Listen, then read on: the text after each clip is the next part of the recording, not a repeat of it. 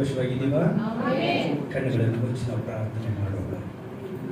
ನಮ್ಮನ್ನು ಬಹಳ ಅಧಿಕವಾಗಿ ಪ್ರೀತಿ ಮಾಡುವಂತ ನಮ್ಮ ಪರಲೋಕದ ತಂದೆಯಾದ ದೇವರೇ, ಈ ದಿವಸವನ್ನು ಕಾಣುವಂತೆ ನಿನ್ನ ಮಾಡಿದ ಕೃಪೆಗೆ, ಕರುಣೆಗೆ ನಿನಗೆ ಸ್ತೋತ್ರ ಸ್ವಾಮಿ. ಪರಿಶುದ್ಧಾತ್ಮನೇ, ಪರಲೋಕಕ್ಕೆ ವಿರುದ್ಧವಾದ ಅಪರಾಧಗಳು, ಪರಲೋಕಕ್ಕೆ ವಿರುದ್ಧವಾದ ಪಾಪದ ಕಾರ್ಯಗಳು, ಯೋಚನೆಗಳು ಅವೆಲ್ಲ ಏನಾದರೂ ಇದ್ದರೆ ನನ್ನ ಮನಮರಿಗೆ ನಿನ್ನ ಕಲ್ವಾರಿ ರಕ್ತದಿಂದ ತೊಳೆದು ಸ್ವಾಮಿ, ಪರಿಶುದ್ಧಾತ್ಮನ ಸಹಾಯದಿಂದ ಕರ್ತನೆ ನಿನ್ನ ವಾಕ್ಯವನ್ನು ಹಂಚಿಕೊಳ್ಳುವಂತೆ ಕೃಪೆ ಮಾಡು ಸ್ವಾಮಿ. ನನ್ನನ್ನು ಮರೆ ಮಾಡಿ ಸ್ವಾಮಿ, ನಿನ್ನ ದೇವರೇ ಪರಿಶುದ್ಧಾತ್ಮನ ಸಹಾಯದಿಂದ ನಿನ್ನ ವಾಕ್ಯದ ಮುಖಾಂತರವಾಗಿ ಹೇಳುವಂಥ, ನನಗೂ ಕೇಳುವಂಥ ಪ್ರತಿಯೊಬ್ಬರಿಗೂ ಈ ದಿವಸ ಆಶೀರ್ವಾದಕರವಾಗಿ ಪ್ರಯೋಜನಕರವಾಗಿರುವಂತೆ ಪರಿಶುದ್ಧಾತ್ಮನೇ ನೀನು ಸಹಾಯ ಮಾಡಬೇಕೆಂದು ನಮ್ಮ ರಕ್ಷಕನಾದ ಯೇಸು ಕ್ರಿಸ್ತನ ಮುದ್ದಾದ ನಾಮದಲ್ಲಿ ಪ್ರಾರ್ಥಿಸುತ್ತೇನೆ. ಆಮೆನ್. Hallelujah, hallelujah. ಎಲ್ಲರೂ ನಾವು ಸಂತೋಷವಾಗಿದ್ದೀವಾ? ದೇವರಿಗೆ ಸ್ತೋತ್ರ. ಆಮೆನ್. ಈ ದಿವಸ ಕಾಣುವಂತೆ ಜೀವಂತವಾಗಿ ಇಟ್ಟಿರುವಂತ ದೇವರಿಗೆ, ಆರೋಗ್ಯವಾಗಿ ಇಟ್ಟಿರುವಂತ ದೇವರಿಗೆ, ಉಸಿರಾಡ್ತಕ್ಕಂತ ಇಟ್ಟಿರುವಂತ ದೇವರಿಗೆ ದೊಡ್ಡ ವಂದನೆಗಳು. ಹಲ್ಲೆಲೂಯಾ. ಈ ದಿವಸ ದೇವರ ವಾಕ್ಯ ಹಂಚಿಕೊಳ್ಳುವಂತೆ ಸಭೆ ಸೇವಕರು ಮತ್ತೆ ಎಲ್ಲ ಹಿರಿಯರು, ಸಭೆ ವಿಶ್ವಾಸಿಗಳು ನಿಮ್ಮೆಲ್ಲರಿಗೂ ನನ್ನ ಯೇಸು ಕ್ರಿಸ್ತನ ಸಿಹಿಯಾದ ನಾಮದಿಂದ ನನ್ನ ಹೃದಯಪೂರ್ವಕವಾದ ನಿಮಗೆ ಧನ್ಯವಾದಗಳು. ಆಮೆನ್. ಹಲ್ಲೆಲೂಯಾ. ಈ ದಿವಸದಲ್ಲಿ ನೋಡಿ, ಒಂದು ರಾಜಕಾರಣಿಗಳ ಮೀಟಿಂಗ್, ರಾಜಕಾರಣಿಗಳ ಕೂಟಗಳು, ಒಂದು ಕಾಂಗ್ರೆಸ್ ಇರ್ಬೋದು, ಬಿಜೆಪಿ ಇರ್ಬೋದು, ಅಥವಾ JDS ಇರ್ಬೋದು, ಇನ್ನು ಯಾವುದ್ಯಾವುದೋ ಇರ್ಬೋದು இல்லையா? இந்த மாதிரி கூட்டங்களை ஏற்படுத்தினா அந்த இடத்துல யார் வருவாங்கோ? இப்போ காங்கிரஸ்ல ஒரு மீட்டிங் இங்க ஏற்படுத்தி இருக்கிறாங்கக்கா. இப்போ காங்கிரஸ்ல யார் மெயினா இருக்கிறாங்கோ? சித்தராமையா இல்லையா? அவர் இங்க வருவார் இல்லையா? ஆமென். வருவாரா இல்லையா? ஆமென். பிஜேபியில் வச்சா ಯಡಿಯೂರಪ್ಪ வருவார் இல்லையா? JDSல வச்சா குமாரசாமி வருவார். ஆமென். ஹல்லேலூயா. இது நம்ம ஐயா எக்ஸ் மிலிட்டரி ஐயா இருக்கிறார் இல்லீங்களா? மிலிட்டரிக்காரங்க மீட்டிங் வச்சா யார் வருவாங்க? யார் வருவாங்க? மிலிட்டரிக்காரங்க வருவாங்க, பெரிய பெரிய ஆபீசர் வருவாங்க, பெரிய பெரிய மேஜர் ஆபீசருங்கெல்லாம் வருவாங்க. ஆமென். இதே போலீஸ்காரங்க ஒரு மீட்டிங் வச்சா யார் வருவாங்க? போலீஸ் வருவாங்க. அவங்க வரும்போது பெரிய அதிகாரி வருவாங்க இல்லையா? அதுக்காக அவங்களோட வேலை எல்லாமே என்ன செய்வாங்க? விட்டுட்டு அந்த மீட்டிங்காக போவாங்க. ஆமென். அரசியல் மீட்டிங் போனா ஒரு பொட்டல பிரியாணி, ஒரு 500-1000 காசு. ஆமென். மிலிட்டரி மீட்டிங் போனா அவங்களுக்கு தேவையான ஒரு ஆலோசனை, போலீஸ் மீட்டிங் போனா அவங்களுக்கு தேவையான ஒரு கைட்லைன்ஸ் கிடைக்கும். இப்படி செய்யாத, அப்படி செய்யாத, இந்த மாதிரி நடக்கும், இந்த மாதிரி நடக்க கூடாது. ஆமென். இன்னைக்கு நாம எந்த மீட்டிங் வந்திருக்கிறோம்? ஆமென். நாம எந்த மீட்டிங் வந்திருக்கிறோம்? எந்த மீட்டிங் நாம வந்திருக்கிறோம்? இப்ப சொன்ன காங்கிரஸ் மீட்டிங் வச்சா யார் வருவாரு? சித்தராமையா வருவாரு. பிஜேபி வச்சா வருவாரு. அப்புறம் JDS வச்சா அவங்க இவங்க வருவாங்க இல்லீங்களா? இன்னைக்கு நாம யார் மீட்டிங் வந்திருக்கிறோம்? அப்ப இங்க இருக்கிறாரா அவரு? அவர் இங்க இருக்கிறாரா? நம்புறீங்களா? ஆமென். பரிசுத்த ஆவியானவர் நாம வர்றதுக்கு முன்னாடியே வெயிட் பண்ணிட்டு இருக்கிறாரு. என் பிள்ளைங்க வருவாங்களோ, நான் உங்களை இன்னைக்கு பிளஸ் பண்ண போறேன், நான் இன்னைக்கு அவங்கள ஆசீர்வதிக்க போறேன், நான் இன்னைக்கு அவங்களோட கண்ணீருக்கு ஒரு பதில் கொடுப்பதற்காக நீங்க வருவதற்கு முன்னாடி அவர் ஆவலா காத்துட்டு இருக்கிறார். ஆமென். நம்புறோமா? இந்த நம்பிக்கை தான் நம்மளை வழி நடத்தும். ஹல்லேலூயா. அழைக்கப்பட்டவருக்கு பைபிள்ல சொல்லல, நம்புறவனுக்கு. ஆமென். நம்புறவனுக்கு எல்லாமே நடக்கும்னு சொல்லி இருக்கிறார். ஹல்லேலூயா. ನಂಬುವವನಿಗೆ ಎಲ್ಲವೂ ಸಿಗುವುದು. ಹಲ್ಲೆಲೂಯಾ. ಈ ದಿವಸ ನಾವು ನಂಬ್ತಾ ಇದೀವಾ? ಈ ಮೀಟಿಂಗ್ ಅಲ್ಲಿ ಯಾರಿದ್ದಾರೆ? ಯೇಸು ಇದ್ದಾರೆ. ಯೇಸುವಿನ ಪ್ರಕಾರವೇ ಪರಿಶುದ್ಧ ಆತ್ಮನು ಇದ್ದಾನೆ. ನನ್ನ ಮಕ್ಕಳು ಏನ್ ಮಾಡ್ತಾ ಇದ್ದಾರೆ ಅಂತ ನೋಡೋದಕ್ಕೋಸ್ಕರ. ಹಲ್ಲೆಲೂಯಾ. ಆಮೆನ್. ಒಂದೇ ಒಂದು ಚಿಕ್ಕ ಹಾಡನ್ನು ಹಾಡಿ ನಾವು ಮಾಡೋಣ. ಈ ಮೀಟಿಂಗ್ ಅಲ್ಲಿ ಯಾರಿದ್ದಾರೆ ಅಂತ ಹೇಳಿದೆ? ಯಾರು? ಯೇಸು ಸ್ವಾಮಿ, ಯೇಸು ರಾಜ வந்திருக்கிறார். ಎಲ್ಲರೂ ಕೊಂಡಾಡುವ. ಆಮೆನ್. ಹೆಂಗ್ ಮಾಡ್ಬೇಕಂತ ನಾವು? ನಾನು ಮಾತ್ರ ಕೊಂಡಾಡೋದಲ್ಲ, ಎಲ್ಲರೂ ಕೊಂಡಾಡೋದು. ಆಮೆನ್. ಯೇಸು ರಾಜ வந்திருக்கிறார், ಎಲ್ಲರೂ ಕೊಂಡಾಡುவோம், ಕೈತಟ್ಟಿ ನಾವು ಪಾಡುவோம். ಯೇಸು ರಾಜ வந்திருக்கிறார், ಎಲ್ಲರೂ ಕೊಂಡಾಡುவோம், ಕೈತಟ್ಟಿ ನಾವು ಪಾಡುவோம். ಕೊಂಡಾಡುவோம், ಕೊಂಡಾಡುவோம், ಸಾಧನೆಗಳು ಮರೆತು ನಾವು ಪಾಡುவோம். ಅವಳೆಲ್ಲ ಮಾಡಬೇಕು, ಕೊಂಡಾಡುவோம். ಸಾಧನೆಗಳು ಮರೆತು ನಾವು ಪಾಡುவோம். ಯೇಸು ರಾಜ வந்திருக்கிறார், ಎಲ್ಲರೂ ಕೊಂಡಾಡುவோம், ಕೈತಟ್ಟಿ ನಾವು ಪಾಡುவோம். கூப்பிடு நீ பதில் கொடுப்பார், குறைகளெல்லாம் நிறைவாக்குவார். கூப்பிடு நீ பதில் கொடுப்பார், குறைகளெல்லாம் நிறைவாக்குவார்.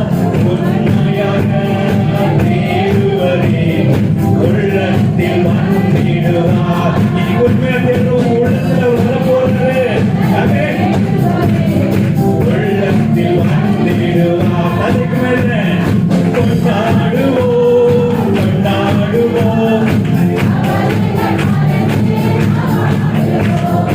கொண்டாடுவோம், கொண்டாடுவோம். அவர்கள் மனது நாம் பாடுவோம். ஆமென். ஹல்லேலூயா. கூப்பிடுறதுக்கு பதில் கொடுக்கிறார் அவர். ஆமென். அவரோட கண்ணீருக்கு இன்னைக்கு பதில் கொடுக்க போறார். ஆமென். ஹல்லேலூயா. நம்புறீங்களா? பார்க்கலாம், இன்னும் நிறைய ಟೈಮ್ ಇಲ್ಲ. ಹಲ್ಲೆಲೂಯಾ. ಸ್ವಲ್ಪ ಟೈಮು, ಒಂದು 10 ನಿಮಿಷ ಜಾಸ್ತಿ ಹೋಗ್ಬೋದಾ? ಆಮೇನ್. ಹೋಗ್ಬೋದಾ? ನೀವೆಲ್ಲರೂ ಆಮೇನ್ ಅಂತ ಹೇಳಿದ್ರೆ ಆಮೇಲೆ ನನ್ನ ಮೆಸೇಜ್ ಹೋಗಿ. ಇಷ್ಟೇನಾ ಸೌಂಡು? ಆಮೇನ್. ಹಲ್ಲೆಲೂಯಾ. ಈ ದಿವಸ ದೇವರು ನಮ್ಮ ಪ್ರತಿಯೊಬ್ಬರ ಮೇಲೆ ಆತನು ಒಂದು ಯೋಜನೆ ಇಟ್ಟಿದ್ದಾರೆ. ಹಲ್ಲೆಲೂಯಾ. ದೇವರು ಇಲ್ಲಿ ಕೂಡಿ ಬಂದಿರುವ ಪ್ರತಿಯೊಬ್ಬರ ಮೇಲೆ ದೇವರ ಒಂದು ಯೋಜನೆ ಇದೆ. ಹಲ್ಲೆಲೂಯಾ. ನಂಬೋರು ಆಮೇನ್ ಅಂತ ಹೇಳೋಣವೇ? God assignment in everybody life abundantly. Hallelujah. ದೇವರ ಯೋಜನೆ ಬಹಳ ಅಭಿವೃದ್ಧಿವಾದದ್ದು, ಸ್ವಲ್ಪ ಅಲ್ಲ. Hallelujah. God assignment every life.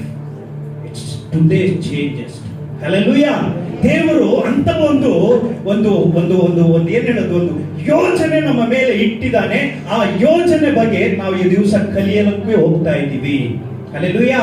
ನನ್ನ ಜೀವಿತದಲ್ಲಿ ಏನು ಇಲ್ಲ, ನನಗೆ ಅಂತ ಏನು ಕಾಣಿಸ್ತಾ ಇಲ್ಲ, ನನಗೆ ಅಂತ ಯಾವ ಬ್ಯಾಕ್ ಸಪೋರ್ಟ್ ಇಲ್ಲ, ಯಾವ ಫ್ರೆಂಡ್ ಸಪೋರ್ಟ್ ಇಲ್ಲ, ನಾವು ತಿಳ್ಕೊಂತಾ ಇರುವಂತ ನಮ್ಮ ಜೀವಿತಕ್ಕೆ ದೇವರು ಹೇಳುವ ಮಾತು, ನಿನ್ನ ಜೀವಿತ ಕಾರ್ಯದ ಬಗ್ಗೆ ನನ್ನಲ್ಲಿ ಒಂದು ಯೋಜನೆ ಇದೆ. ಹಲ್ಲೆಲೂಯಾ. ನೀವು ನೋಡಿ, ಯೇಸು ಸ್ವಾಮಿ ಗರಿಗಳ ಭಾನುವಾರ ದಿವಸ ಏನ್ರಲ್ಲಿ ನಡೀತಾರೆ? ಕತ್ತೆ ಮೇಲೆ ನಡೆದ್ರು. ಹಲ್ಲೆಲೂಯಾ. ಅಂದ್ರೆ ಆ ದಿವಸದಲ್ಲಿ ಕತ್ತೆ ಮೇಲೆ ದೇವರಿಗೆ ಒಂದು ಯೋಜನೆ ಇತ್ತು. ಹಲ್ಲೆಲೂಯಾ. ಯೇಸು ಸ್ವಾಮಿ ಈ ರೀತಿ ಬೆಳೀತಾರೆ, ಬೆಳೆದು ಈ ರೀತಿ ಬರ್ತಾರೆ. ಈ ಯೆರೂಸಲೇಮ್ ಬೀದಿನಲ್ಲಿ ಆ ಕತ್ತೆ ಮೇಲೆ ಕೂತ್ಕೊಂಡು ಬರಬೇಕನ್ನೋದು ದೇವರ ಚಿತ್ತವಾಗಿ ಆ ಯೋಜನೆ ಇದ್ದಿದ್ರಿಂದಾನೆ ಆ ಕತ್ತೆ ಮರಿ ಆ ಟೈಮ್ಗೆ ಕರೆಕ್ಟ್ ಆಗಿ ತನ್ನ ಯೌವನದಲ್ಲಿ ಬೆಳೆದು ನಿಂತಿತ್ತು. ಹಲ್ಲೆಲೂಯಾ. ಅದೇ ತರ ನೀವು ನೋಡಿ, ಕಾಗೆ ಕಾಗೆ ಕಾಗೆ ಗೊತ್ತಲ್ಲ? ಕಾಗೆ, ಆಮೇನ್. ಕಾಗೆ ಕಾಗೆ ಕೂಡ ಏನ್ ಮಾಡ್ತದೆ? ಎಲಿಯನಿಗೆ ಊಟ ತಗೊಂಡು ಕೊಡುತ್ತೆ. ಆಮೇನ್. ಅಂದ್ರೆ ಕಾಗೆ ಮೇಲೇನು ದೇವರ ಒಂದು ಯೋಜನೆ ಇತ್ತು. ಆಮೇನ್. ಅದೇ ನೋಡಿ, ತಾರ್ಷೀಷಿಗೆ ಹೋಗುವ ಹಡಗಿನ ಕೆಳಗಡೆ ಒಂದು ದೊಡ್ಡ ತಿಮಿಂಗಲವನ್ನು ದೇವರು ಇಟ್ಟಿದ್ರು. ಆಮೇನ್. ದೊಡ್ಡ ತಿಮಿಂಗಲವನ್ನು ಇಟ್ಟು ಆ ತಿಮಿಂಗಲದ ಮೇಲೆ ದೇವರಿಗೆ ಒಂದು ಯೋಜನೆ ಇತ್ತು. ಹಲ್ಲೆಲೂಯಾ. ಆ ರೀತಿ ಹೇಳ್ಕೊಂಡು ಹೋಗ್ತಾ ಹೋಗ್ತಾ ಜಾಸ್ತಿ ಹೇಳ್ಬೋದು. ಅಂತ ಪ್ರಾಣಿಗಳನ್ನೇ ಇಟ್ಟು ದೇವರು ಒಂದು ಯೋಜನೆ ಮಾಡಿದ್ದ. ಆದ್ರೆ ನೀನು ನಾನು ಎಷ್ಟು ವಿಶೇಷವಾದವರು, ನಮ್ಮ ಮೇಲೆ ಎಷ್ಟು ದೊಡ್ಡ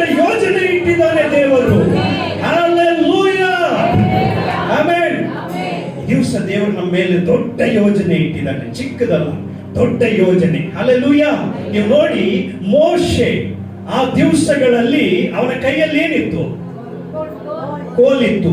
ಮೋಶೆ ತನ್ನ ಕೋಲನ್ನು ಇಟ್ಕೊಂಡು ಮದುವೆ ಆದ, ಮಾವನ ಮನೆಯಲ್ಲಿದ್ದ. ಆ ಕೋಲು ಏನಕ್ಕೆ ಪ್ರಯೋಜನವಾಗಿತ್ತು? ಕುರಿಗಳಿಗೆ ಎಲೆ ಕಿತ್ತಾಕೋದಕ್ಕೂ ಕುರಿಗಳನ್ನ ಓಡಿಸಕ್ಕೂ ಇಟ್ಕೊಂಡಿದ್ದ. ಹಲ್ಲೆಲೂಯ. ದೇವರ ಯೋಜನೆ ಯಾವಾಗ ಮೋಶೆ ಮೇಲೆ ಬಂತೋ ಅದೇ ಕೋಲನ್ನು ನೋಡಿ ಫರೋನ ರಾಜನು ಭಯಪಟ್ಟನು. ಹಲ್ಲೆಲೂಯ. ಸರಿಯಾಗಿ ಮಾತಾಡಕ್ ಬರಲ್ಲ, ಮಂದ ನಾಲಿಗೆ. ಹಲ್ಲೆಲೂಯ. ಸರಿಯಾಗಿ ಮಾತಾಡಕ್ ಬರ್ದೇ ಇರಂತ ಮೋಶೆನ ಫರೋನ್ ಅನ್ನುವ ರಾಜನ ಮುಂದೆ, ಆ ರಾಜನ ಮುಂದೆ ನಿಂತು ಮಾತನಾಡಿಸಲು ಈ ಸರ್ವಶಕ್ತನಿಗೆ ಬಲ ಇದೆ ಅಂದ ಮೇಲೆ ಇಲ್ಲಿರುವ ಪ್ರತಿಯೊಬ್ಬರ ಮೇಲೆ ದೇವರ ಒಂದು ಯೋಜನೆ ಇದೆ. ಎತ್ತಿ ಪ್ರಯೋಜನ ಪಡಿಸ್ತಾನೆ. ಹಲ್ಲೆಲೂಯ. ಅದರ ನೋಡಿ, ದೇವರ ಯೋಜನೆ ನಮ್ಮ ಮೇಲೆ ಯಾವಾಗ ಬರುತ್ತೋ ಆವಾಗ ದೇವರ ಕಾರ್ಯಗಳು ನಮ್ಮ ಮುಖಾಂತರ ಮಾಡಲು ಸ್ಟಾರ್ಟ್ ಮಾಡ್ತಾನೆ. ಹಲ್ಲೆಲೂಯ. ಆ ಯೋಜನೆ ನಾವು ಹುಡುಕೋದಿಲ್ಲ. ಆ ಯೋಜನೆ ದೇವರು ನನ್ನ ಮೇಲೆ ಏನು ಯೋಜನೆ ಇಟ್ಟಿದ್ದಾನೆ, ನನ್ನ ಯೋಜನೆ ಏನನ್ನೋದನ್ನ ನಾವು ಹುಡುಕೋದಿಲ್ಲ. ಹಲ್ಲೆಲೂಯ. ಅದನ್ನು ಯಾವಾಗವರೆಗೂ ನಾವು ಹುಡುಕೋದಿಲ್ವೋ ಆವಾಗವರೆಗೂ ನಮಗೇನೋ ಸರಿಯಾದ ರೀತಿಯಲ್ಲಿ ಸಿಗೋದಿಲ್ಲ. ಹಲ್ಲೆಲೂಯ. ಅನ್ಕೊಳ್ತೀನಿ, ಈ ದಿವಸ ಪರಿಶುದ್ಧಾತ್ಮನು ಇಲ್ಲಿ ಕೂಡಿ ಬಂದಿರುವ ನಮ್ಮೆಲ್ಲರನ್ನು ಬಲವಾಗಿ ತುಂಬಿಸಿ ನಮ್ಮನ್ನು ಈ ದಿವಸ ನಡೆಸಲಿಕ್ಕೆ ಆತನು ಶಕ್ತನಾಗಿದ್ದಾನೆ. ಆಮೇನ್. ನಂಬ್ತೀರಾ? ನಮ್ಮವರನ್ನು ಆಮೇನ್ ಅಂತ ಹೇಳೋಣವೇ? ಆಮೇನ್. ನಮ್ಮೆಲ್ಲರ ಮೇಲೆ ದೇವರ ಯೋಜನೆ ಇದೆಯಾ? ನಂಬ್ತೀರಾ? ನನ್ನ ಮೇಲೆ ಇದೆ, ನನ್ನ ಕುಟುಂಬದ ಮೇಲೆ ಇದೆ, ನನ್ನ ಸಭೆ ಮೇಲೆ ಇದೆ, ನನ್ನ ಮಕ್ಕಳ ಭವಿಷ್ಯದ ಮೇಲೆ ಇದೆ ಅನ್ನೋದನ್ನ ನಾವು ನಂಬಬೇಕು. ಹಲ್ಲೆಲೂಯ. ನಂಬುವಾಗ ಮಾತ್ರ ಅದು ನಡೆಯೋಕೆ ಸಾಧ್ಯ. ಹಲ್ಲೆಲೂಯ. ತೆಗೆದುಕೊಳ್ಳಿ, ಯೋಬನು ಬರೆದ ಪತ್ರಿಕೆ 14ನೇ ಅಧ್ಯಾಯ 7ನೇ ವಚನ.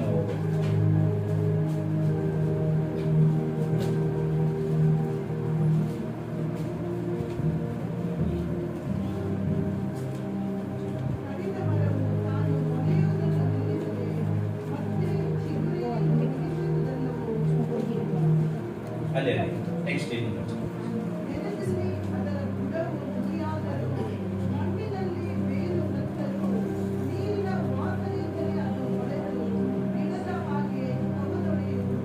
ಗಿಡದ ಹಾಗೆ ಕವಲು ಒಡೆಯುವುದು. ಈ ವಾಕ್ಯ ಏನ್ ಹೇಳ್ತದಂದ್ರೆ, ನನಗೆ ಬಹಳ ಟೈಮ್ ಸಿಗೋ ಟೈಮಲ್ಲೆಲ್ಲ ನಾನು ಯೋಬನ ಹಿಸ್ಟ್ರಿ ತುಂಬಾ ಓದ್ತೀನಿ. ಆಮೇಲೆ ಯೋಬನ ಹಿಸ್ಟ್ರಿಯಲ್ಲಿ ನೀವು ನೋಡೋದೇ ಆದ್ರೆ ಇಡೀ ಚರಿತ್ರೆನೇ ಅವನು ಬರೆದಿಟ್ಟಿದ್ದಾನೆ. ಆಮೇಲೆ ಆ ರೀತಿ ಯೋಬನ ಕಾರ್ಯದಲ್ಲಿ ಈ ವಾಕ್ಯಗಳನ್ನು ಓದುವಾಗ ದೇವರು ಬಹಳವಾಗಿ ನನ್ನನ್ನು ಪ್ರೇರೇಪಣೆ ಮಾಡಿ, ನನ್ನನ್ನು ಪರಿಶುದ್ಧಾತ್ಮನ ಸಹಾಯದಿಂದ ನನ್ನನ್ನು ಬಹಳ ಬಲಪಡಿಸಿದನು ದೇವರು. ಆಮೇಲೆ ವಾಕ್ಯ ಹೇಳ್ತದೆ ನೋಡಿ, ಕಡಿದ ಮರವು ತಾನು ಮೊಳೆಯುವುದನ್ನು ನಿಲ್ಲಿಸದೆ. ಹಲ್ಲೆಲೂಯ. ಈ ದಿವಸದಲ್ಲಿ ನಮ್ಮ ಜೀವಿತದಲ್ಲಿ, ನಮ್ಮ ಕುಟುಂಬದಲ್ಲಿ, ನಮ್ಮ ಕೆಲಸದಲ್ಲಿ, ನಮ್ಮ ಬಿಸಿನೆಸ್ ಅಲ್ಲಿ ಅಥವಾ ನಮ್ಮ ವಿದ್ಯಾಭ್ಯಾಸದಲ್ಲಿ ಕಡಿದ ಮರವು ನಿಲ್ಲಿಸದಂತೆ, ಅಂದ್ರೆ ನಾವು ಮಾಡುವುದನ್ನ ನಿಲ್ಲಿಸದೆ ಮಾಡಬೇಕು. ಕಡಿದ ಮರವು ನಿಲ್ಲಿಸದೆ ಮತ್ತೆ ಚಿಗುರೇನೆಂದು ನಿರೀಕ್ಷಿಸುತ್ತದಲ್ಲವೇ. ಹಲ್ಲೆಲೂಯ. ಮರ ಕಡ್ದೋಗಿದ್ರು ಮತ್ತೆ ನಾನು ಬೆಳೆದು ಬರ್ತೀನಿ ಅನ್ನೋ ನಿರೀಕ್ಷೆ ಮರಕ್ಕಿದೆ ಅಂತೆ. ಆಮೇಲೆ ಈ ದಿವಸ ನಿನ್ನ ಜೀವಿತ ಕಡ್ದೋಗಿದ್ಯಾ? ನಿನ್ನ ಕುಟುಂಬ ಕಡ್ದೋಗಿದ್ರ ತರ ಕಾಣಿಸ್ತಾ ಇದೆಯಾ? ನನ್ನ ಜೀವಿತದಲ್ಲಿ ಬರೀ ಕಣ್ಣೀರು, ಬರೀ ವೇದನೆ, ಇದರಲ್ಲೇ ನಾನು ನಡೀತಾ ಇದ್ದೀನ? ಆದ್ರೂ ನಿನ್ನ ನಿರೀಕ್ಷೆ ಬಿಡಬೇಡ ಅಂತ ಹೇಳ್ತಾರೆ. ಹಲ್ಲೆಲೂಯ. ನಾನು ಮತ್ತೆ ಚಿಗುರ್ತೀನಿ ಅನ್ನುವ ನಿರೀಕ್ಷೆನ ಬಿಡಬೇಡ ಅಂತ ದೇವರು ಹೇಳ್ತಾ ಇದ್ದಾರೆ. ಹಲ್ಲೆಲೂಯ. ನೋಡಿ ನೆಕ್ಸ್ಟ್ ಏನ್ ಹೇಳ್ತಾರೆ ಅಂದ್ರೆ, ನೆಲದಲ್ಲಿ ಅದರ ಬುಡವು ಮುದಿಯಾದರೂ, ಮಣ್ಣಿನಲ್ಲಿ ಬೇರು ಸತ್ತರು, ನೀರಿನ ವಾಸನೆಯಿಂದಲೇ ಅದು ಮೊಳೆತು ಗಿಡದ ಹಾಗೆ ಕವಲು ಒಡೆಯುವುದು. ಹಲ್ಲೆಲೂಯ. ಗಿಡದ ಹಾಗೆ ಕವಲು ಒಡೆಯುವುದು. ಯಾವುದು? ನೀರಿನ ವಾಸನೆ. ಅದೇ ಹೇಳ್ತಾರೆ ಪ್ರಿಯವಾದವರೇ, ಪ್ರಾರ್ಥನೆ ಮಾಡಿ. ಒಡೆದೋಗಿರುವ ನಿನ್ನ ಜೀವಿತ ನೀರಿನ ವಾಸನೆಯಿಂದ ಚಿಗುರುತ್ತೆ. ಆ ನೀರಿನ ವಾಸನೆನೇ ಪ್ರಾರ್ಥನೆ. ಹಲ್ಲೆಲೂಯಾ. ಆ ನೀರಿನ ವಾಸನೆ ಅನ್ನೋದೇ ಪ್ರಾರ್ಥನೆ. ನನ್ನ ಕುಟುಂಬ ಒಡೆದೋಗಿದ್ಯಾ? ಭಕ್ತನು ಸುಂದರವಾಗಿ ಬರೆದಿದ್ದಾನೆ. ಒಡೆದು ಹೋಗಿರುವಂತ ಕಾರ್ಯಗಳಿಗೆ ನೀರಿನ ವಾಸನೆಯಿಂದ ಅದು ಚಿಗುರುತ್ತೆ, ಕವಲು ಒಡೆಯುತ್ತೆ ಅಂತ ಹೇಳೋದು ನಿಮ್ಗೆ ಬೇರೆ ತರ ಬಿಡಿಸಿ ಹೇಳ್ತೀನಿ ನೋಡಿ.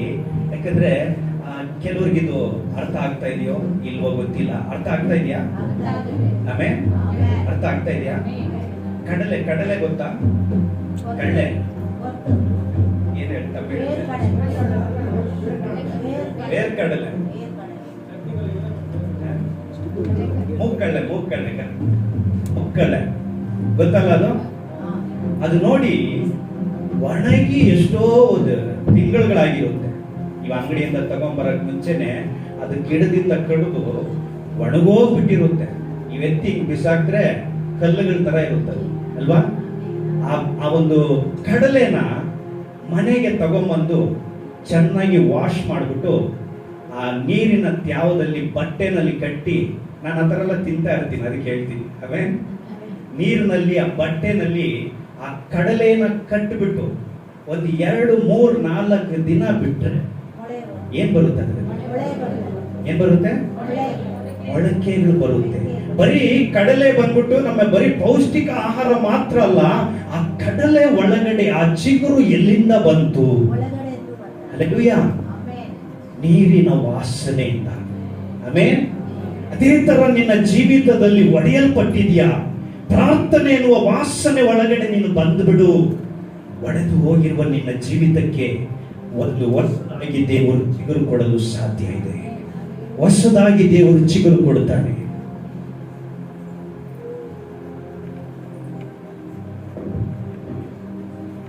ಹಲ್ಲೆಲೂಯಾ. ಸ್ತೋತ್ರ. ಹಲ್ಲೆಲೂಯಾ. ಹಲ್ಲೆಲೂಯಾ.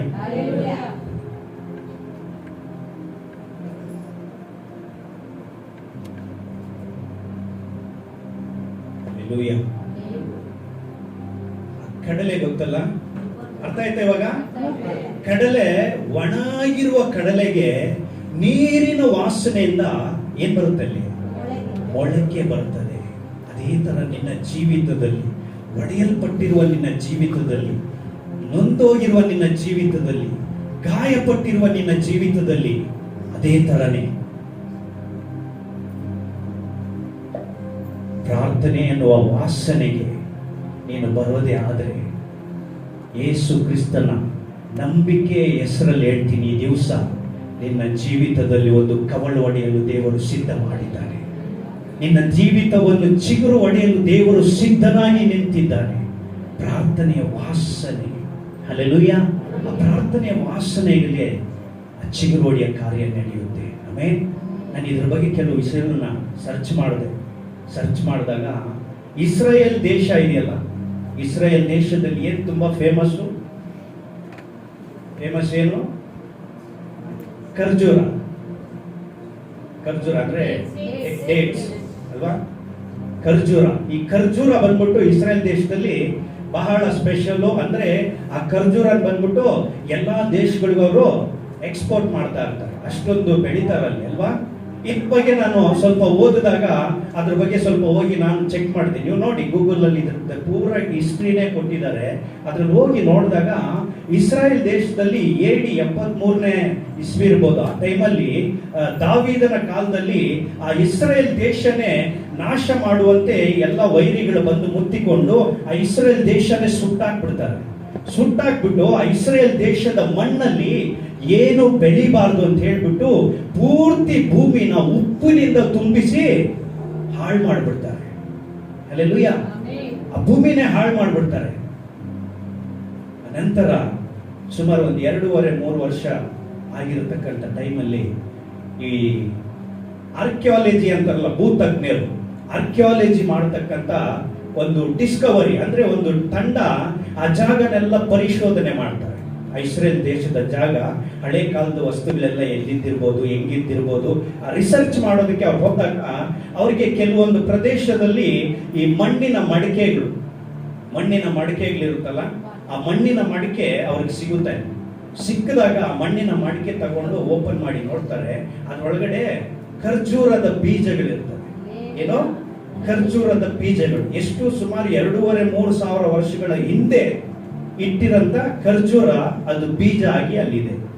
ಅದನ್ನ ಅವರೆಲ್ಲ ತಗೊಂಡು, ಆ ಮಡಿಕೆಯಿಂದ ಅದನ್ನ ತಗೊಂಡು ಅದನ್ನ ಎತ್ಕೊಂಡು ಹೋಗ್ಬಿಟ್ಟು ಲ್ಯಾಬ್ನಲ್ಲಿ ಅದನ್ನೆಲ್ಲ ರಿಸರ್ಚ್ ಮಾಡಿ ಮತ್ತೆ ಏನ್ ಮಾಡ್ತಾರೆ, ರೀಜನರೇಟ್ ಮಾಡೋಣ ಅಂತ ಟ್ರೈ ಮಾಡ್ತಾರೆ. ಆ ಟ್ರೈ ಮಾಡಿದಾಗ ಇವತ್ತಿದೆ ಇಸ್ರೇಲ್ ದೇಶದಲ್ಲಿ. ನಾನು ಯೂಟ್ಯೂಬ್ ಅಲ್ಲಿ ನೋಡಿದೆ, ಅದನ್ನ ನೋಡ್ಬಿಟ್ಟು ತುಂಬಾ ಸಂತೋಷ ಪಟ್ಟೆ. ಆ ಬೀಜಗಳನ್ನು ಮತ್ತೆ ಮಣ್ಣಿನಲ್ಲಿ ಹಾಕಿ ಅವರು ಬೆಳೆಸಿದಾಗ 3 ಗಿಡ ಬಂದಿದೆ. 3 ಗಿಡ ಬಂದಿದೆ, ಖರ್ಜೂರದ ಗಿಡ. ಸುಮಾರು 2,500-3,000 ವರ್ಷ ಹಿಂದೆ ಮಣ್ಣಲ್ಲಿ, ಉಪ್ಪಲ್ಲಿ, ಬೆಂಕಿಯಲ್ಲಿ ಸುಡಲ್ಪಟ್ಟಂತಹ ಬೀಜದಲ್ಲಿ ತೆಗೆದುಕೊಂಡು ಬಂದು ಮಣ್ಣಿನಲ್ಲಿ ಹಾಕಿ ನೀರಿನ ವಾಸನೆ ಕೊಟ್ಟ ತಕ್ಷಣ 3 ಬೀಜ ಜೀವಂತವಾಗಿ ಬೆಳೆದು ನಿಂತಿದೆ. ಹಲ್ಲೆಲೂಯಾ! ಆ ಬೀಜಕ್ಕೆ ಆ ಪರಮಾತ್ಮನು ಆ ನೀರಿನ ವಾಸನೆಯಲ್ಲಿ ಅಷ್ಟೊಂದು ಮಹತ್ವವನ್ನು ಇಟ್ಟಿದ್ದಾನಂದ್ರೆ ನನ್ನ ಮೇಲೆ, ನಿನ್ನ ಮೇಲೆ ಎಷ್ಟು ವಿಶೇಷವಾಗಿ ಯೋಜನೆ ಇಟ್ಟಿರ್ತಾನ ಆತ. ಹಲ್ಲೆಲೂಯಾ! ಎಷ್ಟು ವಿಶೇಷವಾದ ಯೋಜನೆ ಇಟ್ಟಿರ್ತಾನಲ್ವಾ ಆ ತಂದೆಯಾದ ದೇವರು. ಆ ಯೋಜನೆ ಏನು ಅನ್ನೋದು ನಾವು ತಿಳಿಬೇಕು. ಆ ಯೋಜನೆ ತಿಳಿದು ಅದರ ಪ್ರಕಾರ ನಾವು ನಡೆಯೋದಕ್ಕೆ ಪ್ರಯಾಸ ಪಡಬೇಕು. ನೀವು ತೆಗೆದುಕೊಳ್ಳಿ, ಇನ್ನೊಂದು ವಚನ ಹೇಳ್ತೀನಿ. ಧರ್ಮೋಪದೇಶ ಕಾಂಡ ಉಪಾಗಂ 4வது அதிகாரம் 29வது வசனம். அப்போது அந்நியனே உன் தேவனாய் கர்த்தரை தேடுவாய், உன் முழு இதயத்தோடும் உன் முழு ஆத்துமாவோடும் அவரை தேடும்போது அவரை கண்டடைவாய். ಕೇಳಿ ಕೇಳಿ ಕೇಳಿ, ನೀರಿನ ವಾಸನೆ ಯಾಕೆ ನಮ್ಮಲ್ಲಿ ಬರ್ತಾ ಇಲ್ಲ ಗೊತ್ತಾ? ಇಲ್ಲಿ ಹೇಳ್ತಾರೆ ನೋಡಿ ಸುಂದರವಾಗಿ, ಅಲ್ಲಿಂದಲಾದರೂ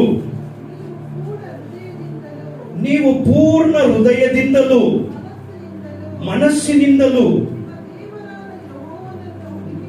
ನಿಮ್ಮ ದೇವರಾದ ಯೆಹೋವನನ್ನು ಹುಡುಕಿದರೆ ಆತನು ನಿಮಗೆ ಸಿಕ್ಕುವನು. ಹಲ್ಲೆಲೂಯಾ! ಏನ್ ಹುಡುಕ್ಬೇಕಂತೆ? ಭಾನುವಾರ 1-2 ಅವರ್ ಓಡೋಗಲ್ಲಿ ಕುತ್ಕೊಂಡು ಬರ್ತೀನಿ, ಆ ತರ ಹುಡುಕ್ಬಾರ್ದಂತೆ. ಹಲ್ಲೆಲೂಯಾ! ಆ ತರ ಹುಡುಕೋರಿಗೆ ಚಿಗುರು ಒಡೆಯಲ್ಲ, ಕವಳು ಒಡೆಯಲ್ಲ, ಮತ್ತೆ ಗಿಡವಾಗಿ ಬೆಳೆಯಲ್ಲ.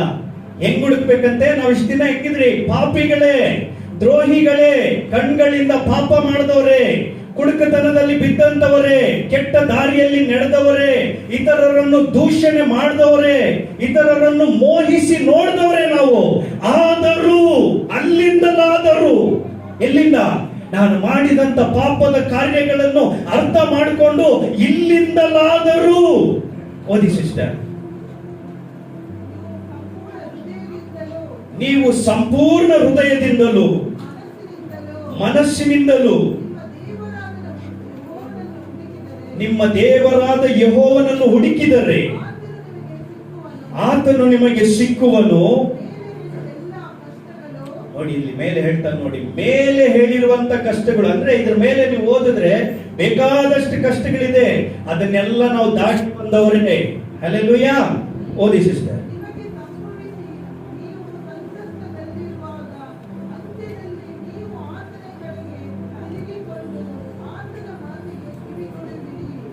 ಆಮೆನ್. ಹಲ್ಲೆಲೂಯಾ!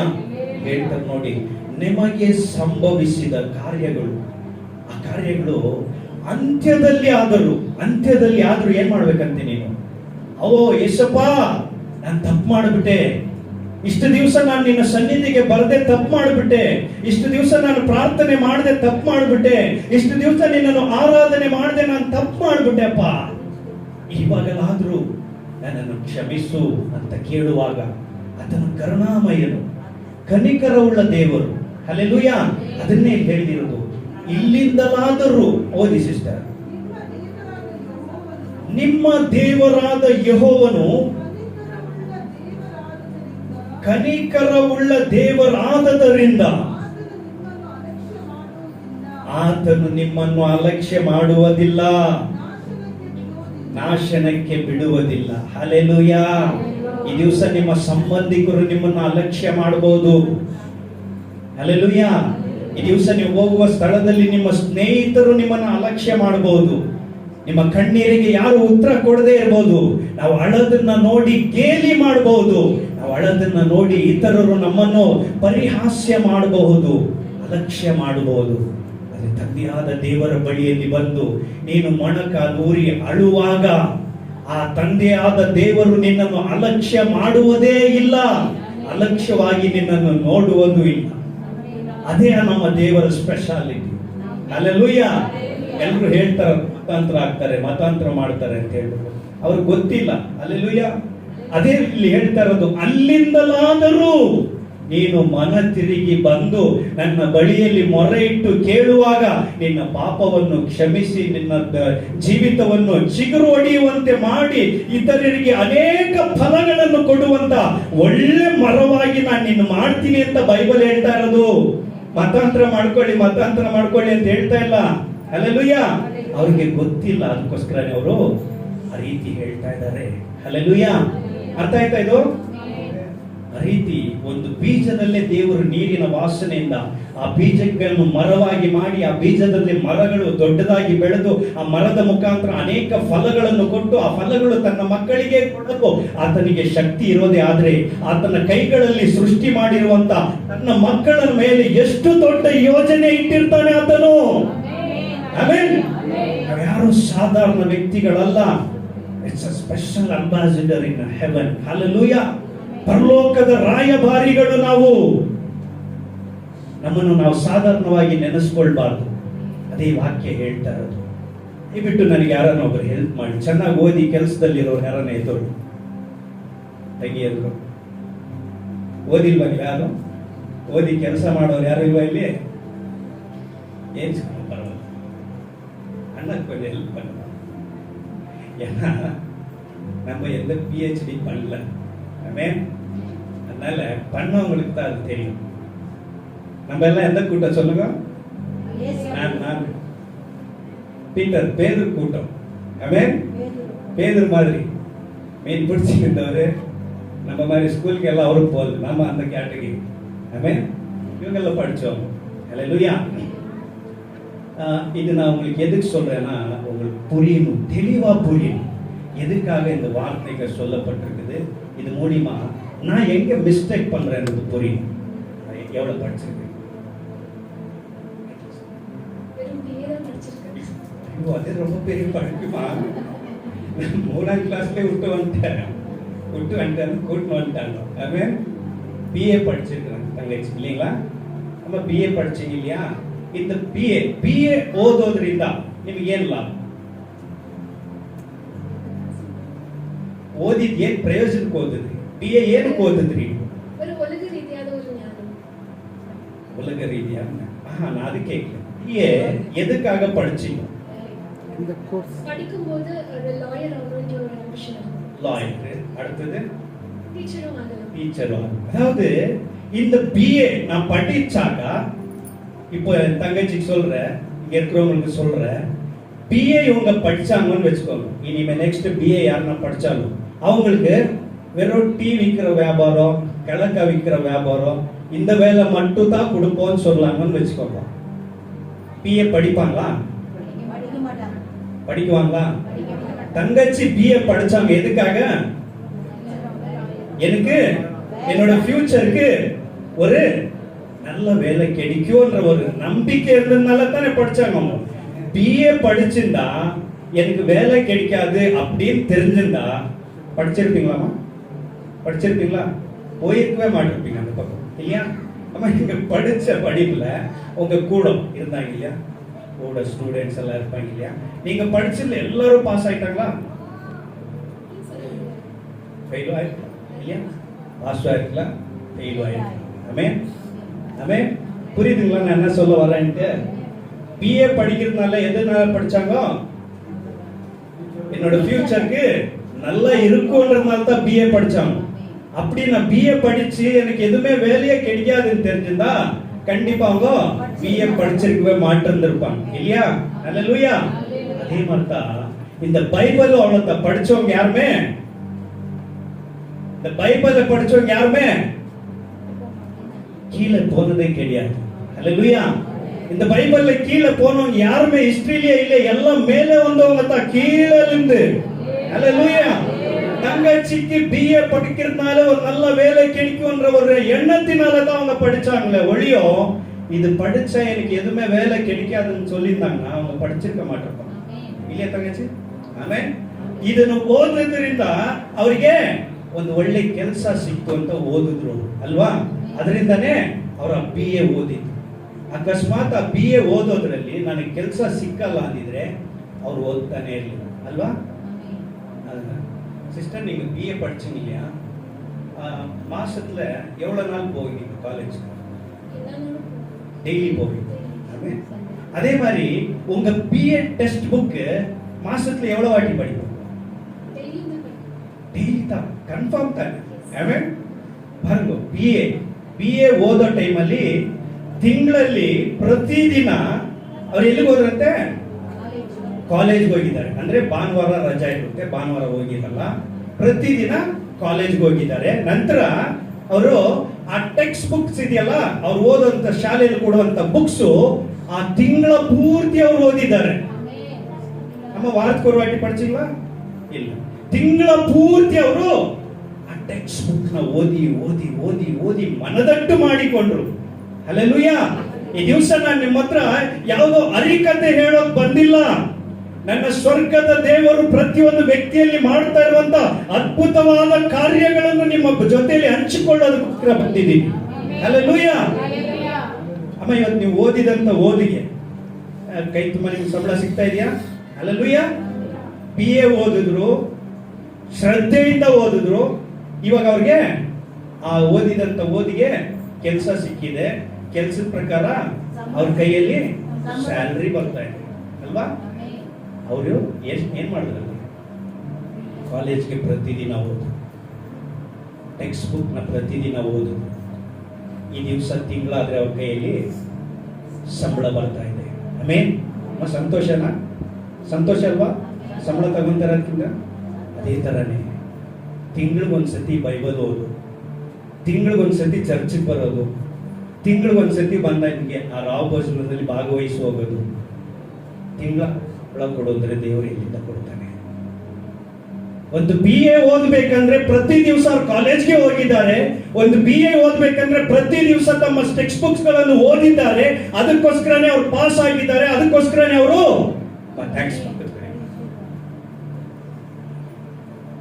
ಅದಕ್ಕೋಸ್ಕರನೇ ಅವರು ಈ ದಿವಸ ಪ್ರತಿ ತಿಂಗಳಾದ್ರೆ ಸಂಬಳ ತಗೊಂತಾ ಇದ್ದಾರೆ. ಇವಾಗ ಅವ್ರು ಕೆಲಸ ಮಾಡೋ ಜಾಗದಲ್ಲಿ ನಾನು ಹೋಗ್ಬಿಟ್ಟು ನನಗೆ ಕೆಲಸ ಕೊಡಿದ್ರೆ ಕೊಡ್ತಾರ? ಅದೇ ತರ ನಮ್ಮ ಲೈಫಲ್ಲಿ ಯೇಸು ಕ್ರಿಸ್ತನು ನನ್ನ ಕುಟುಂಬನ ಆಶೀರ್ವಾದ ಮಾಡ್ಬೇಕಂದ್ರೆ ಪ್ರತಿದಿನ ದೇವರ ಸನ್ನಿಧಿಯಲ್ಲಿ ಮೊಣಕಲ್ ಹಾಕ್ರಿ.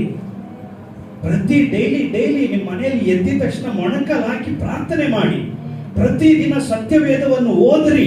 ಓದಕ್ ಬಂದಿಲ್ಲ ಅಂದ್ರೆ ಆಡಿಯೋಗಳಿದೆ, ಕೇಳಿಸ್ಕೊಳ್ರಿ. ಹಲ್ಲೆಲೂಯಾ. ಮೊಬೈಲ್ ಅಲ್ಲಿ ಇದೆಯಲ್ಲ ಆಡಿಯೋ ಬೈಬಲ್ ಎಲ್ಲ ಇದೆ. ಏನೇನೋ ನೋಡ್ತೀರಾ, ಏನೇನೋ ಕೇಳ್ತೀರಾ, ಅದನ್ನೆಲ್ಲ ನಿಲ್ಲಿಸ್ರಿ. ನನ್ನ ಕುಟುಂಬ ಯೇಸು ಕ್ರಿಸ್ತನು ಆಶೀರ್ವಾದ ಮಾಡ್ಬೇಕಂದ್ರೆ ನಾನು ಪ್ರತಿದಿನ ಆತನ ಸನ್ನಿಧಿಯಲ್ಲಿ ಮೊಣಕಾಲು ಊರ್ಬೇಕಲ್ವಾ? ಆಮೇನ್. ಆ ತಂಗಿಯವರು ಪ್ರತಿದಿನ ಓದಿದಕ್ಕೆ ಅವರು BA ಮಾಡಿದ್ದಾರೆ. ಹಲ್ಲೆಲೂಯಾ.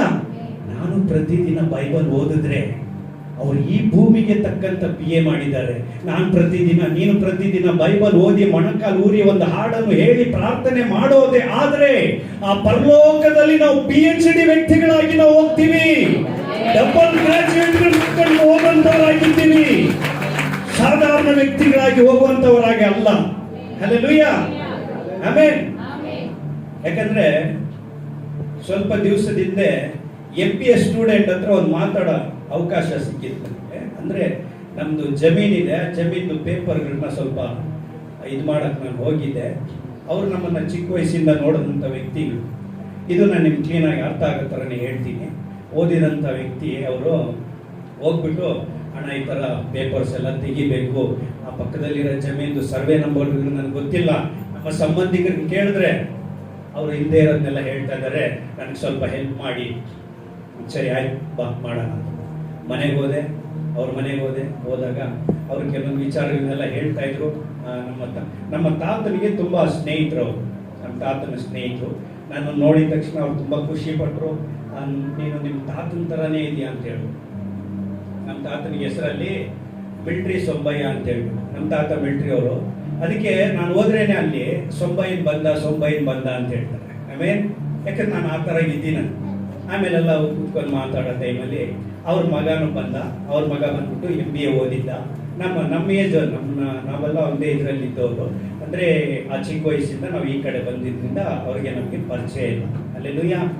ಆಗ ಆ ಅಣ್ಣ ನನಗೆ ಹೇಳಿದ್ರು, ಯಾಕೋ ಹೋಗಿ ಕ್ರಿಸ್ತನ ಇದರಲ್ಲಿ ನೀನು ಸೇರ್ಕೊಂಡ್ಬಿಟ್ಟೆ, ಯಾಕೆ ಹೋದೆ ನೀನು ಅಲ್ಲಿಗೆ, ನಮ್ಮ ಹಿಂದೂ ಜನಾಂಗಗಳನ್ನ ಯಾಕೆ ಬಿಟ್ಟೆ, ನಿಮ್ಮ ಅಮ್ಮನಿಗೆ ಬುದ್ಧಿ ಇಲ್ಲ, ಅವಳ ಮಾತು ಕೇಳ್ಕೊಂಡು ನೀವು ಬುದ್ಧಿ ಇಲ್ದಿರ ಹೋಗಿ ಸೇರ್ಕೊಂಡ್ಬಿಟ್ಟ. ಮಾತಾಡಿದ್ರು ಅವ್ರ ಬಾಯಿ ಬಂದಷ್ಟು. ಸರಿ, ನಾವು ಸೆಂಟ್ರಲ್ಲಿ ಮಾತಾಡಬಾರ್ದಲ್ಲ, ಸುಮ್ಮನೆ ಕೂತ್ಕೊಂಡು ಕೇಳಿಸ್ಕೊಂಡ್ವಿ ಮಾತಾಡ್ತಾರೆ. ಆಮೇಲೆ ಅವ್ರ ಮಗನೂ ಬಂದ. ನೋಡಿ ಅವ್ನು ಗೊತ್ತಾ, ಶ್ರೀಧರ್ ಇವ್ರು ಚಿಕ್ಕ ಹುಡುಗರಲ್ಲಿ ನೋಡಿದ್ರು. ಎಷ್ಟು ಒಂದು 5 ವಯಸ್ಸು 6 ವಯಸ್ಸಲ್ಲಿ ನೋಡಿದ್ದು. ಇವ್ರು ನಿನ್ಗೆ ಗೊತ್ತಾ ಅಂದ್ರೆ ನನಗೆ ಹೆಂಗೆ ಗೊತ್ತಾಗುತ್ತೆ. ಆಮೇಲೆ ಇಲ್ಲ ನನಗೆ ಗೊತ್ತಿಲ್ಲ ಅಂತೆ. ಶ್ರೀಧರ್ ಇವನೇ. ಹೌದಾ, ಸರಿ ಆಯ್ತು, ಹೇಗಿದೆ, ಚೆನ್ನಾಗಿದ್ದೀನಿ ಇಲ್ಲ ಮಾತಾಡಿದಾಗ ಅವ್ನು ಹೇಳ್ದ, ನನ್ನ ಮಗ ಇವರು MBA ಮಾಡಿದ್ದಾನೆ ಹೇಳ್ಬಿಟ್ಟು. ಹೌದಾ, ಸರಿ, ಅವ್ರು MBA ಬಗ್ಗೆ ಎಲ್ಲ ಕೇಳಿದ್ರು. ಅವ್ರ ಮಗನಿಗೆ ಒಂದು ಒಳ್ಳೆ ಇದರಲ್ಲಿ ಕೆಲಸ ಸಿಕ್ಕಿತ್ತು. ಕೆಲಸದ ಬಗ್ಗೆ ಎಲ್ಲ ಹೇಳಿದ್ರು. ಆ ಕೆಲಸ ಮಾಡ್ತಾ ಇದ್ದೆ, ದೇವರಿಗೆ ಸ್ತೋತ್ರ, ಆಶೀರ್ವಾದವಾಗಿರಲಿ ಅಂತ ಹೇಳ್ಕೊಂಡು. ಆಗ MBA ಓದಿದ ಬಗ್ಗೆ ಎಲ್ಲ ಅವ್ರು ಹೇಳ್ತಾರೆ. ಹೀಗಾಯಿತು, ಇವನ್ನೆಲ್ಲ ಓದ್ರು. ನನ್ನ ಮಗ ಬಂದ್ಬಿಟ್ಟು ಇಂಟರ್ವ್ಯೂಗೆ ಹೋದ. ಇಂಟರ್ವ್ಯೂಗೆ ಅವ್ರ ಕಾಲೇಜಲ್ಲಿ ಇಂಟರ್ವ್ಯೂ ನಡೀತು. ಆ ಇಂಟರ್ವ್ಯೂನಲ್ಲಿ 1200 ಜನರಿಗೆ ಇಂಟರ್ವ್ಯೂ ಮಾಡಿದ್ರು. 1200 ಜನರಿಗೆ ಇಂಟರ್ವ್ಯೂ ಮಾಡಿದಾಗ ಅದರಲ್ಲಿ ಕೆಲಸ ಸಿಕ್ಕಿದ್ದು ಬರೀ 70 ಜನಕ್ಕೆ ಮಾತ್ರ. ಎಷ್ಟು ಜನಕ್ಕೆ? 70 ಜನಕ್ಕೆ. ಈ ದಿವಸ ನಾನು ಯಾಕೆ ಇದನ್ನು ಹೇಳ್ತಾ ಇದ್ದೀನಿ ನಿಮ್ಗೆ ಅರ್ಥ ಆಗುತ್ತೆ. ಬರೀ 70 ಜನಕ್ಕೆ ಮಾತ್ರನೇ ಕೆಲಸ ಸಿಕ್ತು. ಎಲ್ಲ ರ್ಯಾಂಕ್ ಸ್ಟೂಡೆಂಟ್ಗಳಾಗಿ ಓದಿದವ್ರೆ, ಎಲ್ಲ MBA ಮಾಡಿದವ್ರೆ. ಆಮೇಲೆ ಎಲ್ಲ MBA ಮಾಡಿದವ್ರೆ. 1200 ಜನಕ್ಕೆ ಇಂಟರ್ವ್ಯೂ ಮಾಡಿದ್ರು. ಅದ್ರಲ್ಲಿ ಸೆಲೆಕ್ಟ್ ಆಗಿದ್ದು ಬರೀ 70 ಜನ ಮಾತ್ರ. ಅದರಲ್ಲಿ ನನ್ನ ಮಗನು ಒಬ್ಬನು ಅಂತ ಹೇಳ್ಬಿಟ್ಟು ಅವ್ರು ಹೇಳ್ತಾರೆ. ಅವಾಗ ನಾನು ಅದನ್ನು ಹೇಳಿದಾಗ ಸ್ವಲ್ಪ ಅರ್ಥ ಮಾಡ್ಕೊಂಡು ನಾನು ಮನಸ್ಸಿನಲ್ಲಿ ಅನ್ಕೊಂಡೆ, ಯೇಸು ಸ್ವಾಮಿ ಎಲ್ಲಾರನ್ನೂ ಹುಡುಕೊಂಡು ಬರ್ತಾ ಇದ್ದಾನೆ ಅಂತ ನಾವು ಅನ್ಕೊಳ್ತಾ ಇದ್ದೀವಿ. ಆಮೇಲೆ ಯೇಸು ಸ್ವಾಮಿ ಎಲ್ಲಾರನ್ನೂ ಆರಿಸ್ಕೊಂಡ್ಬಿಟ್ಟಿದ್ದಾನೆ. ನಾನು ತೇಡಿ ಬೋಲೆ, ಅವರೇ ತೇಡಿವರ ಹೀಗೆ ನಮ್ಮನ್ನು ಹೇಳಿ ಏನು ಮಾಡ್ಬಿಟ್ಟಿದ್ದಾರೆ ಅಂದರೆ ಒಂಥರ ಮಂಕರಾಗಿ ಮಾಡಿಬಿಟ್ಟಿದ್ದಾರೆ. ಅದು ನಾನು ಕ್ಯಾಂಪಸ್ಸಲ್ಲಿ ನಡೆದ ವಿಚಾರಗಳನ್ನ ಹೇಳಿದೆ. ಅವ್ರು ನನ್ನ ಹತ್ರ ಹೇಳಿದ್ರು ಕ್ಯಾಂಪಸ್ಸಲ್ಲಿ ಏನಾಯಿತು ಅಂತ. ಅವರು ಕಾಲೇಜ್ ಕ್ಯಾಂಪಸ್ಗಳಲ್ಲಿ ಈ ಥರ ರ್ಯಾಂಕ್ ಸ್ಟೂಡೆಂಟ್ಗಳೆಲ್ಲ ಆಗ್ತಾರಲ್ವಾ, ಒಂದು ದೊಡ್ಡ ಕಾಲೇಜಲ್ಲಿ ಆರ್ಗನೈಸ್ ಮಾಡಿ ಎಲ್ಲ ಸ್ಟೂಡೆಂಟ್ಗಳನ್ನ ಅಲ್ಲಿ ಕರ್ಸ್ಕೊಳ್ತಾರೆ. ಆ ಸ್ಟೂಡೆಂಟ್ಗಳನ್ನ ಕರ್ಸ್ಕೊಂಡು ದೊಡ್ಡ ಕಂಪನಿಗಳು ಬರುತ್ತಂತೆ ಅಲ್ಲಿ. ಹೌದಲ್ವಮ್ಮ? ಹೌದಲ್ವಾ? ಕಾಲೇಜ್ ಓದಿರೋರ ಹತ್ರ ಕೇಳೋದು ಅಲ್ವಾ? ಕ್ಯಾಂಪಸ್ಗಳಲ್ಲಿ ದೊಡ್ಡ ಕಂಪ್ನಿಗಳು ಬಂದು ಇಂಟರ್ವ್ಯೂ ಮಾಡ್ತಾರಂತೆ. ಏನಂತ ಇಂಟರ್ವ್ಯೂ ಮಾಡ್ತಾರೆ? ರಮೇಶ್ ಅನ್ನೋ ಏನೇನೋ ಹೆಸರುಗಳು ಇಟ್ಕೊಂಡು ಅವ್ರು ನೋಡಿ ಅವ್ರು ಇಂಟರ್ವ್ಯೂ ಮಾಡಕ್ ಬಂದಿಲ್ಲ. ಅಲ್ಲಿ ಏನ್ ನೋಡಕ್ ಬಂದಿದ್ದಾರೆ? ನನ್ನ ಕಂಪನಿಯಲ್ಲಿ ಕೆಲಸ ಮಾಡಕ್ಕೆ ಅರ್ಹನು, ಯೋಗ್ಯತೆ ಇರೋಂಥ ವಿದ್ಯಾವಂತನು ಈ ಕ್ಯಾಂಪಸ್ ಅಲ್ಲಿ ಯಾರನ್ನ ಇದ್ದಾರಾ? ಆಮೇಲೆ ಈ ಕ್ಯಾಂಪಸ್ ಅಲ್ಲಿ ಯಾರಾದ್ರೂ ಸಿಗ್ತಾರಾ ಅಂತ ಹೇಳ್ಬಿಟ್ಟು ಎಲ್ಲ ಕಂಪನಿಗಳು ಅವ್ರು ಏನ್ ಮಾಡ್ತಾರೆ, ಎಲ್ಲ ಕಾಲೇಜ್ ಕ್ಯಾಂಪಸ್ಗಳಲ್ಲಿ ಹೋಗ್ಬಿಟ್ಟು ಏನ್ ಮಾಡ್ತಾರೆ, ಈ ರೀತಿಯಾಗಿ ಇಂಟರ್ವ್ಯೂಗಳನ್ನ ತಗೊಂತಾರಲ್ವಾ? ಕರೆಕ್ಟ್ ಅಲ್ಲ? ನಾನೇನು ತಪ್ಪಾಗಿ ಹೇಳ್ತಾ ಇದ್ದೀನ? ಆಮೇಲೆ ಹಲ್ಲೆಲೂಯ. ಆ ರೀತಿ ಯೇಸು ಸ್ವಾಮಿ ಅದೇ ತರಾನೇ ನನ್ನ ಪರಲೋಕದ ಕೆಲಸ ಮಾಡೋದಕ್ಕೆ ಪ್ರತಿ ಸಭೆಗಳಿಗೆ ಹೋಗಿ ಹುಡುಕ್ತಾ ಇದ್ದಾನೆ. ಪ್ರತಿ ಸಭೆಗಳಿಗೆ ಹೋಗ್ತಾ ಇದ್ದಾನೆ. ಪ್ರತಿ ಭಾನುವಾರ ಹೋಗ್ತಾನೆ, ಪ್ರತಿ ಶನಿವಾರ ಹೋಗ್ತಾನೆ, ಪ್ರತಿ ಶುಕ್ರವಾರ ಹೋಗ್ತಾನೆ, ಪ್ರತಿ ಸಭೆಗಳಿಗೆ ಹೋಗ್ತಾನೆ, ಪ್ರತಿ ಕುಟುಂಬಗಳಿಗೆ ಹೋಗ್ತಾನೆ. ನನ್ನ ಪರಲೋಕದ ಕೆಲಸ ಮಾಡುವಂತ ಸ್ಟೂಡೆಂಟ್ ಇದಾರ ಈ ಸಭೆಯಲ್ಲಿ, ಇದಾರ ಈ ಕುಟುಂಬದಲ್ಲಿ, ಇದಾರ ಈ ಸ್ಥಳದಲ್ಲಿ. ನೀವು ಹೇಳ್ಬೇಡಿ ಪರಿಶುದ್ಧ ಆತ್ಮನ ನನ್ನ ಕರೆದಿಲ್ಲ, ದೇವ್ರು ನನ್ನನ್ನು ಕರೆದಿಲ್ಲ, ಕರೆದ ಮೇಲೆ ಬರ್ತೀನಿ, ಕರೆದ ಮೇಲೆ ನೋಡೋಣ ಅಂತ. ಇಲ್ಲ, ನಾವು ಪರಲೋಕದ ಒಂದು ಸ್ಟೂಡೆಂಟ್ ಮೆಂಬರ್ಶಿಪ್ ಆಗಿದ್ದೀವಿ. ಹಲ್ಲೆಲೂಯ. ಈ ಬೈಬಲ್ ಅನ್ನು ಹಿಡ್ಕೊಂಡು ನಾವು ಓದಕ್ಕೆ ಸ್ಟಾರ್ಟ್ ಮಾಡಿದ್ರೇನೆ ಈ ಕಾಲೇಜಲ್ಲಿ ನಾವು ಅಡ್ಮಿಷನ್ ಆದಂಗೆ. ಹಲ್ಲೆಲೂಯ.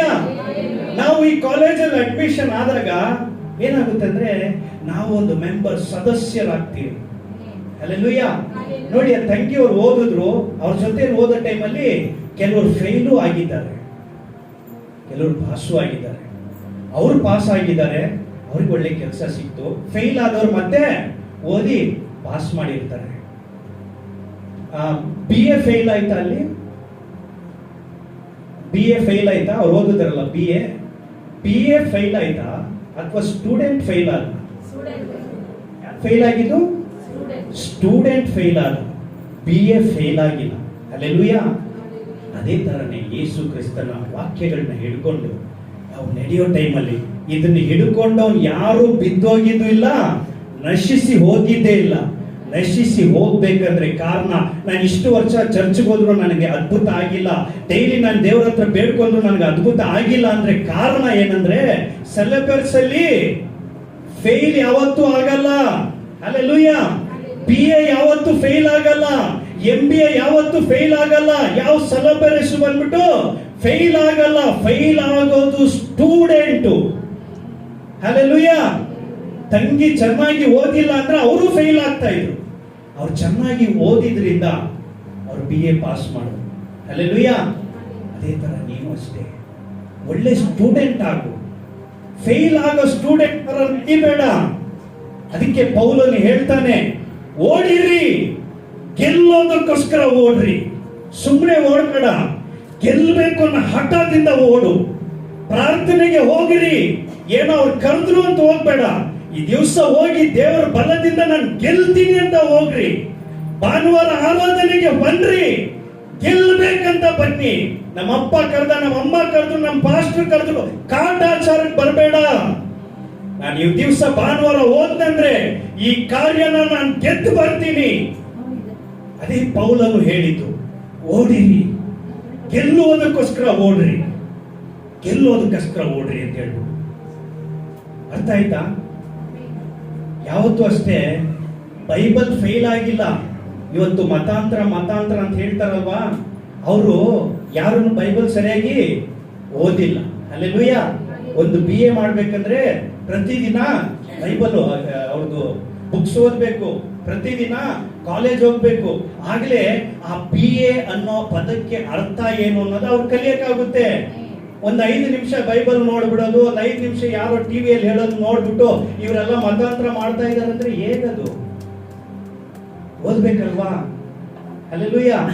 ಓದಿದ್ರೆ ತಾನೇ ಅಲ್ಲಿ ಏನ್ ಬರ್ದಿದ್ದಾನೆ ಅಂತ ಗೊತ್ತಾಗೋದು. ಕಡಿದ ಮರ, ಸೈತಾನನು ನಮ್ಮ ಜೀವಿತವನ್ನು ಕಡಿದ ಮರದ ಪ್ರಕಾರ ಮಾಡಿದ್ದಾನೆ, ಒಣಗೋಗಿರುವ ಮರದ ಪ್ರಕಾರ ಮಾಡಿದ್ದಾನೆ. ಅದೇ ಹೇಳ್ತಾರೆ ನೋಡಿ, ಮುದಿಯಾಗಿ ಅದರ ಬೇರು ಸತ್ತೋಗಿದ್ರು, ಸೈತಾನನು ಸಾಯಿಸಿದ್ರು, ನೀರಿನ ವಾಸನೆಯಿಂದ ಅದು ಮತ್ತೆ ಚಿಗುರು ಹೊಡೆಯುವುದು. ನೀರಿನ ವಾಸನೆಯಿಂದ ಮತ್ತೆ ಅದು ಹೊಡೆಯುವುದು. ಹಲ್ಲೆಲೂಯಾ. ಅರ್ಥ ಆಗ್ತಾ ಇದೆಯಾ? ಅರ್ಥ ಆಗ್ತಾ ಇದೆಯಾ? ಇದೀರಾ ನನ್ನ ಜೊತೆ? ಆಮೆನ್. ಹಲ್ಲೆಲೂಯಾ.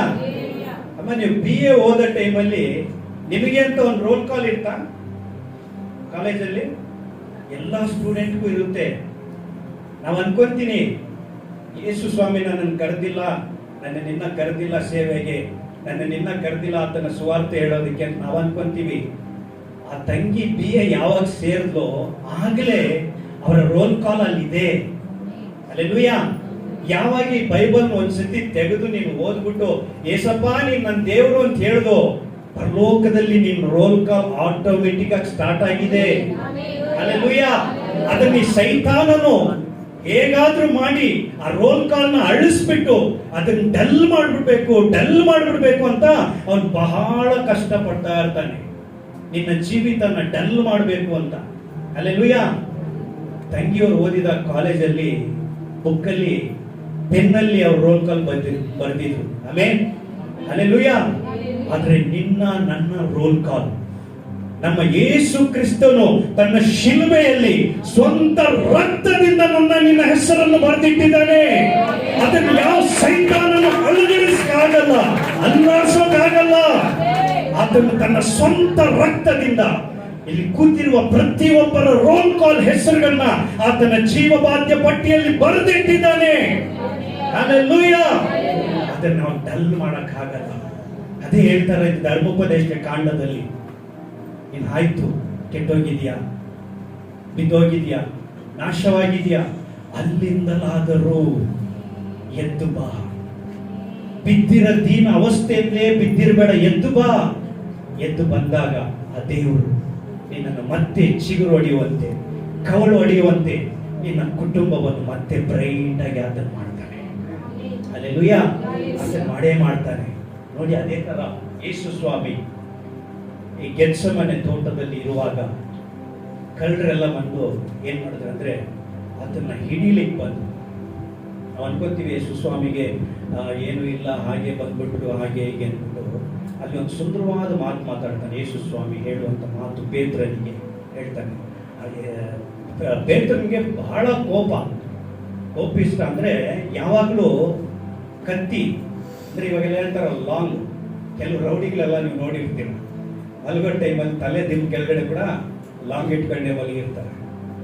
ಆ ಥರ ಪೇತ್ರನು ಮಲ್ಕೊಂಡಾಗ್ಲೂ ಕತ್ತಿ ಇರುತ್ತ ಅವನ ಹತ್ರ ಯಾವಾಗಲೂ. ಯಾರ ಹತ್ರ? ಪೇತ್ರನ ಹತ್ರ. ಆ ಟೈಮಲ್ಲಿ ಯೇಸು ಸ್ವಾಮಿನ ಹಿಡಿಬೇಕಂತ ಹೇಳ್ಬಿಟ್ಟು ಎಲ್ಲರೂ ಬರ್ತಾರೆ, ಗುಂಪಾಗಿ ಬಂದು ಯೇಸು ಸ್ವಾಮಿ ಹಿಡಿಲಿಕ್ಕೆ ಬಂದಾಗ, ನಮ್ ಲೀಡರ್ ನೀನ್ ಹಿಡಿತೀಯ ಅಂತ ಹೇಳ್ಬಿಟ್ಟು ಕತ್ತಿ ತೆಗೆದು ಏನ್ ಮಾಡ್ತಾನೆ, ಒಂದೇ ರಪ್ಪ ಅಂತ ಹೊಡೆದ್ಬಿಡ್ತಾನೆ. ಹಲ್ಲೆಲೂಯಾ. ಆಗ ಯೇಸು ಸ್ವಾಮಿ ಪೇತ್ರ ನೋಡಿ ಹೇಳ್ತಾನೆ, ಪೇತ್ರನೇ ಏನ್ ಮಾಡ್ತಾ ಇದೀಯ ನೀನು, ಏನ್ ಮಾಡ್ತಾ ಇದೀಯ ನೀನು? ತೆಗೆದುಕೊಳ್ಳಿ ಆ ವಚನವನ್ನು ಓದೋಣ. ಮತ್ತಾಯನ ಬರೆದ ಸುವಾರ್ತೆ 26ನೇ ಅಧ್ಯಾಯ 52, 54ನೇ ವಚನ. ಎಷ್ಟು ಸುಂದರವಾಗಿ ದೇವರು ಹೇಳ್ತಾನೆ. அப்போது இயேசுவோடு இருந்தவரில் ஒருவன் கையை நீட்டி தன் பட்டயத்தை உருவி பிரதான ஆசாரியருடைய வேலைக்காரனை காதார வெட்டினான். அப்போது இயேசு அவனை நோக்கி, உன் பட்டயத்தை திரும்ப அது உரையிலே போடு. பட்டயத்தை எடுக்கிறவன் யாவரும் பட்டயத்தால் மடிந்து போவார்கள்.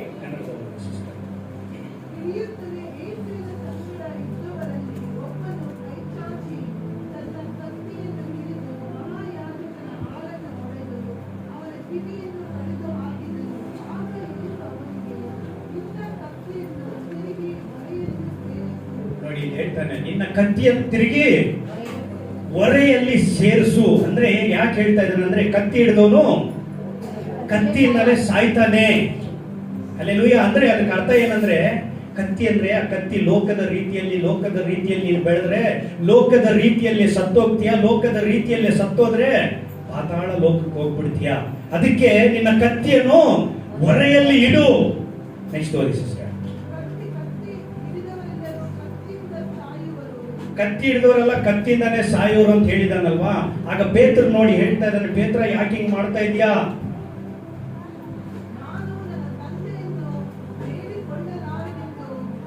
ನೋಡಿ ಇಲ್ಲೇ ತುಂಬಾ ನಾವು ಗಮನಿಸಬೇಕಾಗಿರುತ್ತೆ. ನಾನು ನನ್ನ ತಂದೆಯನ್ನು ಬೇಡಿಕೊಳ್ಳಲಾರೆನೆಂದು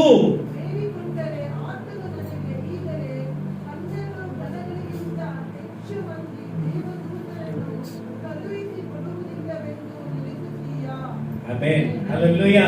ಇಲ್ಲಿ ನೋಡಿ ಏನ್ ಹೇಳ್ತಾ ಇದ್ದಾನಂದ್ರೆ, ಪೇತ್ರನೇ, ನಾನು ನನ್ನ ತಂದೆನ ಬೇಡಿಕೊಳ್ಳಕ್ಕ ನನ್ನ ಕೈಯಲ್ಲಿ ಆಗಲ್ಲ ಅಂತ ನೀನ್ ತಿಳ್ಕೊಂಡಿದೀಯಾ?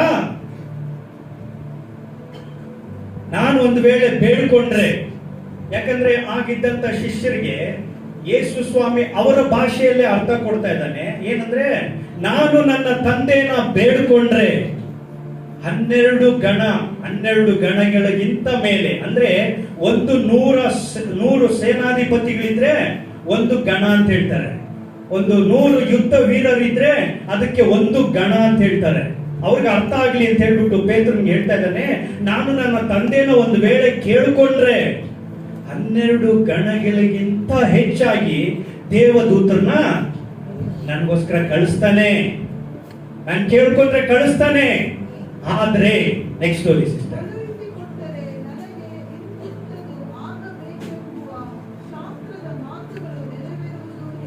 ಹಲ್ಲೆಲೂಯಾ. ಹೇಳ್ತಾರೆ ನೋಡಿ, ಒಂದ್ ವೇಳೆ ನಾನು ಕೇಳ್ಕೊಂಡ್ರೆ ನನ್ನ ತಂದೆ ನನಗೆ ಕಳಿಸ್ಕೊಡ್ತಾನೆ. ಆದರೆ ಶಾಸ್ತ್ರದಲ್ಲಿ ಬರೆದಿರುವ ಮಾತು ಅಂದ್ರೆ ಯೇಸು ಕ್ರಿಸ್ತನ ಕಾರ್ಯಗಳು ಈ ಬೈಬಲ್ ಅಲ್ಲಿ ಏನೆಲ್ಲ ಬರ್ದಿದ್ಯೋ ಅದೇನಾಗ್ಬಿಡುತ್ತೆ, ವ್ಯರ್ಥ ಆಗ್ಬಿಡುತ್ತೆ. ಆಮೆನ್. ಯೇಸು ಸ್ವಾಮಿನು ಇದನ್ನೆಲ್ಲ ಯಾಕೆ ಹೇಳ್ತಾ ಇದ್ದಾನಂದ್ರೆ, ಬೈಬಲ್ ಅಲ್ಲಿ ಸತ್ಯವೇದ ಗ್ರಂಥದಲ್ಲಿ ತನ್ನನ್ನು ಹುಡುಕೊಂಡಿದ್ದಾನೆ. ನನ್ನ ಬಗ್ಗೆ ಏನೆಲ್ಲ ಬರ್ದಿದ್ದಾರೆ. ಒಂದು ವೇಳೆ ಇವ್ರು ನನ್ನ ಶಿಲುಬೆಗೆ ಹಾಕೋಕೆ ಬರ್ತಾ ಇದ್ದಾರೆ ಅಂತ ಯೇಸುಗೆ ಗೊತ್ತಾಗಿದ್ರು ಅಲ್ಲಿ ಪೇತ್ರನಿಗೆ ಅರ್ಥ ಆಗೋ ತರ ಹೇಳ್ತಾ ಇದ್ದಾನೆ, ಒಂದು ವೇಳೆ ನಾನು ನನ್ನ ತಂದೆನ ಕೇಳಿದ್ರೆ ಮನುಷ್ಯರು ಬರಲ್ಲ, ದೇವದೂತರನ್ನೇ ದಂಡಾಗಿ ಅವನು ಕಳಿಸ್ತಾನೆ. ಆದರೆ ಈ ಸತ್ಯವೇದದಲ್ಲಿ ಬರೆಯಲ್ಪಟ್ಟಿರುವಂತ ಶಾಸ್ತ್ರೋಕ್ತಿಗಳು, ಆ ಮಾತುಗಳು ನೆರವೇರುವುದು ಹೇಗೆ? ನನಗಿವ ಸಂಕಷ್ಟ ಬಂದಿದೆ, ಆದರೆ ಇವ್ರು ನನ್ನನ್ನು ಹೊಡೆಯಕ್ ಬಂದಿದ್ದಾರೆ, ಆದರೆ ಇವ್ರು ನನ್ನನ್ನು ಶಿಲುಬೆಗೆ ಹಾಕಕ್ ಬಂದಿದ್ದಾರೆ, ಆದರೆ ಈ ಸತ್ಯವೇದದಲ್ಲಿ ಮಾತುಗಳು ನೆರವೇರುವುದು ಹೇಗೆ? ಹಲ್ಲೆಲೂಯಾ. ಈ ವಾಕ್ಯ ಓದಿದಾಗ ನಾನು ಅನ್ಕೊಂಡೆ, ಅಲ್ಲಿಗೆ ಸತ್ಯವೇದನ ದೇವರು ಚೆನ್ನಾಗಿ ಓದಿದ್ದಾನೆ. ಹಲ್ಲೆಲೂಯಾ. ಸತ್ಯವೇದದಲ್ಲಿ ನನ್ನ ಬಗ್ಗೆ ಏನು ಬರ್ದಿದೆ ಅನ್ನೋದನ್ನ ಚೆನ್ನಾಗಿ ಓದಿ ಮನದಟ್ಟು ಮಾಡಿಕೊಂಡಿದ್ದಕ್ಕೋಸ್ಕರನೇ ಇಲ್ಲಿ ಮಾತು ಹೇಳಿದ್ದು. ಏನಂತ? ಶಾಸ್ತ್ರದ ಮಾತುಗಳು ನೆರವೇರುವುದು ಹೇಗೆ? ಒಂದು ವೇಳೆ ನಾನು ಕರೆದ್ರೆ ದಂಡಾಗಿ ಬರ್ತಾರೆ, ಬಿಡಿಸ್ತಾರೆ, ಮತ್ತೆ ನನ್ನ ಪರಲೋಕಕ್ಕೆ ಕರ್ಕೊಂಡು ಹೋಗಂದ್ರೆ ಕರ್ಕೊಂಡು ಹೋಗ್ಬಿಡ್ತಾರೆ. ಆಮೇನ್. ಆದ್ರೆ ನನ್ನ ತಂದೆ ನನ್ನ ಮೇಲೆ ಇಷ್ಟು ನಂಬಿಕೆ ಇಟ್ಟು ಈ ಬೈಬಲ್ ಅಲ್ಲಿ, ಸತ್ಯವೇದ ಗ್ರಂಥದಲ್ಲಿ ಅನೇಕ ವಿಚಾರಗಳನ್ನು ಬರೆದಿದ್ದಾನಲ್ಲ, ಅದು ನೆರವೇರುವುದು ಹೇಗೆ? ಆಮೇನ್. ಈ ಬೈಬಲ್ ಬಂದ್ಬಿಟ್ಟು ಒಂದು ಕತೆ ಪುಸ್ತಕದ ತರ ಓದಬೇಡಿ, ಒಂದು ಪಾಠ ಪುಸ್ತಕದ ತರ ಇದನ್ನು ಓದಬೇಡಿ. ಇದು ನನಗಾಗಿ ಬರೆಯಲ್ಪಟ್ಟ ಬೈಬಲ್, ನನಗೋಸ್ಕರ ಬರೆಯಲ್ಪಟ್ಟಂತ ಬೈಬಲ್ ಅನ್ನುವ ಭಾವನೆಯಿಂದ ಓದಿ. ಆಗ ಯೇಸು ಕ್ರಿಸ್ತನ ರಹಸ್ಯಗಳು ನಿಮಗೆ ಅರ್ಥ ಆಗುವಂತೆ ಬಿಡಿಸಿ ಹೇಳ್ತಾನೆ. ಆಗ ನಿನ್ನ ರೋಲ್ ಕಾಲ್ ಏನು ಅಂತ ನಿನ್ಗೆ ಅರ್ಥ ಆಗುತ್ತೆ. ಆ ರೋಲ್ ಕಾಲ್ ಗೊತ್ತಾಗಿಲ್ಲ ಅಂದ್ರೆ ಎಲ್ಲಿ ಕೂತ್ಕೊಬೇಕು ಅನ್ನೋದು ಗೊತ್ತಾಗಲ್ಲ, ಎಲ್ಲಿ ನಿಂತ್ಕೊಬೇಕು ಅಂತ ಗೊತ್ತಾಗಲ್ಲ, ಎಲ್ಲಿ ಮಾತಾಡಬೇಕು ಅಂತ ಗೊತ್ತಾಗಲ್ಲ, ಏನ್ ಮಾತಾಡಬೇಕು ಅಂತ ಗೊತ್ತಾಗಲ್ಲ. ಯಾವಾಗ ಅವರ ರೋಲ್ ಕಾಲ್ ಅವರಿಗೆ ಗೊತ್ತಾಗುತ್ತೋ ಆಗ ಅವರ ಸ್ಥಾನದಲ್ಲಿ ಅವರು ಕೂತ್ಕೊಳ್ತಾರೆ, ಆಗ ಅವರ ಸ್ಥಾನದಲ್ಲಿ ಅವರು ನಿಲ್ತಾರೆ. ಯೇಸು ಹೇಗೆ ತನ್ನನ್ನು ಈ ಬೈಬಲ್ ಅಲ್ಲಿ ಹುಡುಕಿಕೊಂಡನೋ, ನೀನು ಅಷ್ಟೇ ನಿನ್ನನ್ನು ಈ ಬೈಬಲ್ ಅಲ್ಲಿ ಹುಡುಕಿಕೊಳ್ಬೇಕು. ನನ್ನ ಬಗ್ಗೆ ಏನ್ ಬರ್ದಿದೆ, ನನಗೋಸ್ಕರ ಈ ಬೈಬಲ್ ಅಲ್ಲಿ ಏನ್ ಬರ್ದಿದೆ, ನನಗೆ ಈ ಗಂಡ ಯಾಕೆ ಕೊಟ್ಟಿದ್ದಾನೆ, ನನಗೆ ಈ ಹೆಂಡತಿ ಯಾಕೆ ಕೊಟ್ಟಿದ್ದಾನೆ, ನನಗೆ ಮಕ್ಕಳು ಯಾಕೆ ಕೊಟ್ಟಿದ್ದಾರೆ, ನನಗೆ ಯಾಕೆ ಈ ಅಪ್ಪ ಅಮ್ಮ ಯಾಕೆ ಕೊಟ್ಟಿದ್ದಾರೆ. ಹುಡುಕರಿ. ದೇವರು ಅದೇ ಹೇಳ್ತಾನೆ, ನನ್ನನ್ನು ಹುಡುಕುವವರಿಗೆ ನಾನು ಕಾಣಿಸ್ಕೊಳ್ತೀನಿ, ನನ್ನನ್ನು ಕೇಳುವವರಿಗೆ ನಾನು ಕೊಡ್ತೀನಿ, ನನ್ನನ್ನು ಬೇಡುವವರಿಗೆ ನಾನು ಮಾಡ್ತೀನಿ. ಹಲ್ಲೆಲೂಯಾ. ಯೇಸು ಸ್ವಾಮಿ ತನ್ನನ್ನು ಹೆಂಗ್ ಹುಡುಕೊಂಡು ಅಂತ ನೋಡೋಣ ಒಂದೇ ಒಂದ್ಸತಿ. ಯೇಸು ಕ್ರಿಸ್ತನು ಒಂದು 5 ನಿಮಿಷ ಮುಗಿಸ್ತೀನಿ ನಾನು. ಲೂಕ 2ನೇ ಅಧ್ಯಾಯ 46ನೇ ವಚನ 47ನೇ ವಚನ. ಯೇಸು ಕ್ರಿಸ್ತನು ಕೂಡ ತನ್ನನ್ನ ಹೇಗೆ ಹುಡುಕ್ತಾ ಇದ್ದಾನೆ ಅಂತ ಹೇಳ್ತೀನಿ. 3 ದಿನದ ಮೇಲೆ ಆತನು ಹುಡುಕಿ ಕಾಣದೆ ತಿರುಗಿ ಯೆರೂಸಲೇಮಿಗೆ ಹುಡುಕಿಕೊಂಡು ಹೋದರು. 3 ದಿನದ ಮೇಲೆ ಆತನನ್ನು ದೇವಾಲಯದಲ್ಲಿ ಕಂಡರು. ಹಲ್ಲೆಲೂಯಾ. ನೋಡಿ, ಯೇಸು ಕ್ರಿಸ್ತನು ತನಗೆ 12ನೇ ವಯಸ್ಸಿರೋ ಮೇಲೆ ಆ ಜಾತ್ರೆಗೆ ಬಂದು ಏನಾಗಿದೆ, ಕಳೆದೋಗಿದ್ದಾರೆ, ಮಿಸ್ಸಿಂಗ್ ಆಗ್ಬಿಟ್ಟಿದ್ದಾರೆ. ಅವ್ರು ಅಲ್ಲಿ ಇಲ್ಲಿ ಎಲ್ಲ ಹುಡುಕಿರ್ತಾರೆ. ಇವತ್ತಿನ ದಿವಸದಲ್ಲಿ ನೋಡಿ, ನಮ್ಮ ಮಕ್ಕಳೇನ ನಮ್ಮ ಮಿಸ್ಸಿಂಗ್ ಆದ್ರೆ ಎಲ್ಲೋ ಹುಡುಕ್ತೀವಿ ನಾವು, ಎಲ್ಲೋ ಹುಡುಕ್ತೀವಿ. ಪೊಲೀಸ್ ಸ್ಟೇಷನು, ಇಲ್ಲಾಂದ್ರೆ ಫ್ರೆಂಡ್ಸ್ ಮನೆ, ಇಲ್ಲಾಂದ್ರೆ ಬೀಚ್, ಪಾರ್ಕ್ಗಳು, ಈ ತರ ಜಾಗದಲ್ಲಿ ಹುಡುಕ್ತೀವಿ. ಅವ್ರ ತಂದೆ ತಾಯಿ ಎಲ್ಲೋ ಹುಡುಕ್ತಾರಂತೆ, ದೇವಾಲಯಕ್ಕೆ ಹೋದ್ರಂತೆ. ಹಲ್ಲೆಲೂಯಾ. ಅಲ್ಲಿ ದೇವಾಲಯದಲ್ಲಿ ಯೇಸು ಏನ್ ಮಾಡ್ತಾ ಇದ್ರು ನೋಡಿ, ಓದಿ ಸಿಸ್ಟರ್. ಆತನು ಬೋಧಕರ ನಡುವೆ ಕುಳಿತುಕೊಂಡು, ಸಾಕು ಸಿಸ್ಟರ್, ಅವರ ಉಪದೇಶವನ್ನು ಕೇಳುತ್ತಾ ಇದ್ದಂತೆ. ಹಲ್ಲೆಲೂಯಾ. 3 ದಿನ ರಾತ್ರಿ ಹಗಲು ಆ ಬೋಧಕರು, ಅಂದ್ರೆ ಬೈಬಲ್ ಅನ್ನು, ಅಂದ್ರೆ ಹಳೆ ಒಡಂಬಡಿಕೆ ಇದೆಯಲ್ಲ, ಆ ಗ್ರಂಥವನ್ನು ಚೆನ್ನಾಗಿ ಓದಿದಂತ ಪಂಡಿತರವರು ಅವರ ಮಧ್ಯದಲ್ಲಿ ಕುಳಿತಿದ್ದಂತೆ. ಹಲ್ಲೆಲೂಯಾ.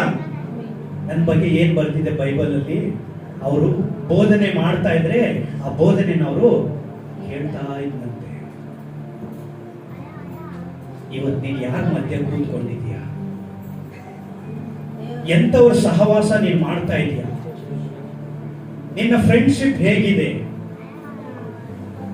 ನಿನ್ನ ಸಂಬಂಧಿಗಳು ಹೇಗಿದ್ದಾರೆ? ಯೇಸು ಸ್ವಾಮಿ ತನ್ನನ್ನು ಹುಡುಕ್ತಾ ಇದ್ದಾನೆ 12ನೇ ವಯಸ್ಸಿನಿಂದ. ಸತ್ಯವೇದದಲ್ಲಿ ನನ್ನ ಬಗ್ಗೆ ಏನೆಲ್ಲ ಬರೆದಿದೆ ಹುಡುಕಿಕೊಂಡು ಆ ಮಾತುಗಳನ್ನೇ ದೇವರು ಇಲ್ಲಿ ಹೇಳ್ತಾ ಇರೋದು ಏನಂದ್ರೆ, ನಾನು ಕೇಳಿಕೊಂಡರೆ ನನ್ನ ತಂದೆ 12 ಗಣಗಳಿಗಿಂತ ಜಾಸ್ತಿ ದೂತರನ್ನ ಕಳಿಸ್ತಾನಪ್ಪ. ಆದರೆ ಸತ್ಯವೇದ ಶಾಸ್ತ್ರದ ಪ್ರಕಾರ ಅಲ್ಲಿ ಬರೆಯಲ್ಪಟ್ಟಿರುವ ನನ್ನ ತಂದೆಯ ಚಿತ್ತ ನೆರವೇರುವುದು ಹೇಗೆ? ಆಮೇಲೆ ನಮ್ಮ ಜೀವಿತದಲ್ಲೂ ಅಷ್ಟೇ, ಕ್ರಿಸ್ತನ ಚಿತ್ತ ನಮ್ಮ ಕುಟುಂಬದಲ್ಲಿ ನೆರವೇರ್ಬೇಕಂದ್ರೆ ನಾವು ಈ ತರ ನಮ್ಮ ದೇವರ ಸನ್ನಿಧಿಯಲ್ಲಿ ನಮ್ಮನ್ನು ಹುಡುಕೊಳ್ಬೇಕು. ಇವತ್ತು ನಾವು ಯಾರ ಮಧ್ಯದಲ್ಲಿ ಕೂತಿದ್ದೀವಿ? ಇವತ್ತು ನೋಡಿ, ಎಲ್ಲರೂ ಮೊಬೈಲ್ಗಳಲ್ಲಿ, ಚರ್ಚ್ಗಳಲ್ಲೇ ಕೆಲವೊಂದು ವಿಡಿಯೋ ನೋಡ್ತೀನಿ ನಾನು. ಚರ್ಚ್ಗಳಲ್ಲಿ ಮೆಸೇಜ್ ನಡೀತಾ ಇರ್ತದೆ, ಆ ಕ್ಯಾಮ್ರಾ ಹಿಡಿತಾ ಇರ್ತಾರೆ ಅನ್ನೋದು ಕೂಡ ಪರಿಜ್ಞಾನ ಇರಲ್ಲ ಅವರಿಗೆ. ಯೂಟ್ಯೂಬ್ ಅಲ್ಲಿ ನೋಡ್ತೀನಿ, ಕ್ಯಾಮ್ರಾನಲ್ಲಿ ಕವರ್ ಮಾಡ್ತಾ ಇರ್ತಾರೆ, ಅದು ಕೂಡ ಅವ್ರಿಗೆ ಜ್ಞಾನ ಇರಲ್ಲ. ಮೊಬೈಲ್ ಅಲ್ಲಿ ಗೇಮ್ಸ್ ಆಡ್ತಾ ಇರ್ತಾರೆ, ಮೊಬೈಲ್ ಅಲ್ಲಿ ಚಾಟಿಂಗ್ ಮಾಡ್ತಾ ಇರ್ತಾರೆ, ಮೊಬೈಲ್ ಅಲ್ಲಿ ಮೆಸೇಜ್ಗಳು ಫಾರ್ವರ್ಡ್ ಮಾಡ್ತಾ ಇರ್ತಾರೆ, ಮೊಬೈಲ್ಗಳಲ್ಲಿ ಬೇರೆ ಮೆಸೇಜ್ಗಳು ರಿಸೀವ್ ಮಾಡ್ತಾ ಇರ್ತಾರೆ. ಯಾರ ಮಧ್ಯದಲ್ಲಿ ನೀನು ಕೂತ್ಕೊಂಡಿದ್ದೀಯಾ ಅನ್ನೋದನ್ನ ನೀನು ಹುಡುಕು. ಯೇಸು ಕ್ರಿಸ್ತನು ತನ್ನ ವಾಕ್ಯಗಳನ್ನು ನೆರವೇರಿಸಬೇಕಂತ ಹೇಳ್ಬಿಟ್ಟು ಬೋಧಕರ ಮಧ್ಯದಲ್ಲಿ ಕುಳಿತಿದ್ದನು. ನಮ್ಮ ಪ್ರಾಯದ ಹೆಣ್ಣು ಮಕ್ಕಳು, ಪ್ರಾಯದ ಗಂಡು ಮಕ್ಕಳು, ಯಾರ ಮಧ್ಯದಲ್ಲಿ ನಾವು ಕೂತ್ಕೊಂಡಿದ್ದೀವಿ ಇವತ್ತು? ಅದಕ್ಕೆ ನಾವು ದಾರಿ ತಪ್ಪುತ್ತಾ ಇರೋದು, ಅದಕ್ಕೆ ನಮ್ಮ ದಾರಿನ ಸೈತಾನನು ಕತ್ತಲೆ ಮಾಡ್ತಾ ಇರೋದು, ಅದಕ್ಕೆ ನಮ್ಮ ಜ್ಞಾನವನ್ನು ಮಂದ ಮಾಡ್ತಾ ಇರೋದು. ಯಾರ ಜೊತೆ ನಾನು ಕೂತ್ಕೊಂಡಿದ್ದೀನಿ? ನಮ್ಮ ಸಾಕ್ಷಿಗಳೆಲ್ಲ ಹೇಗಿರ್ಬೇಕು ಗೊತ್ತಾ?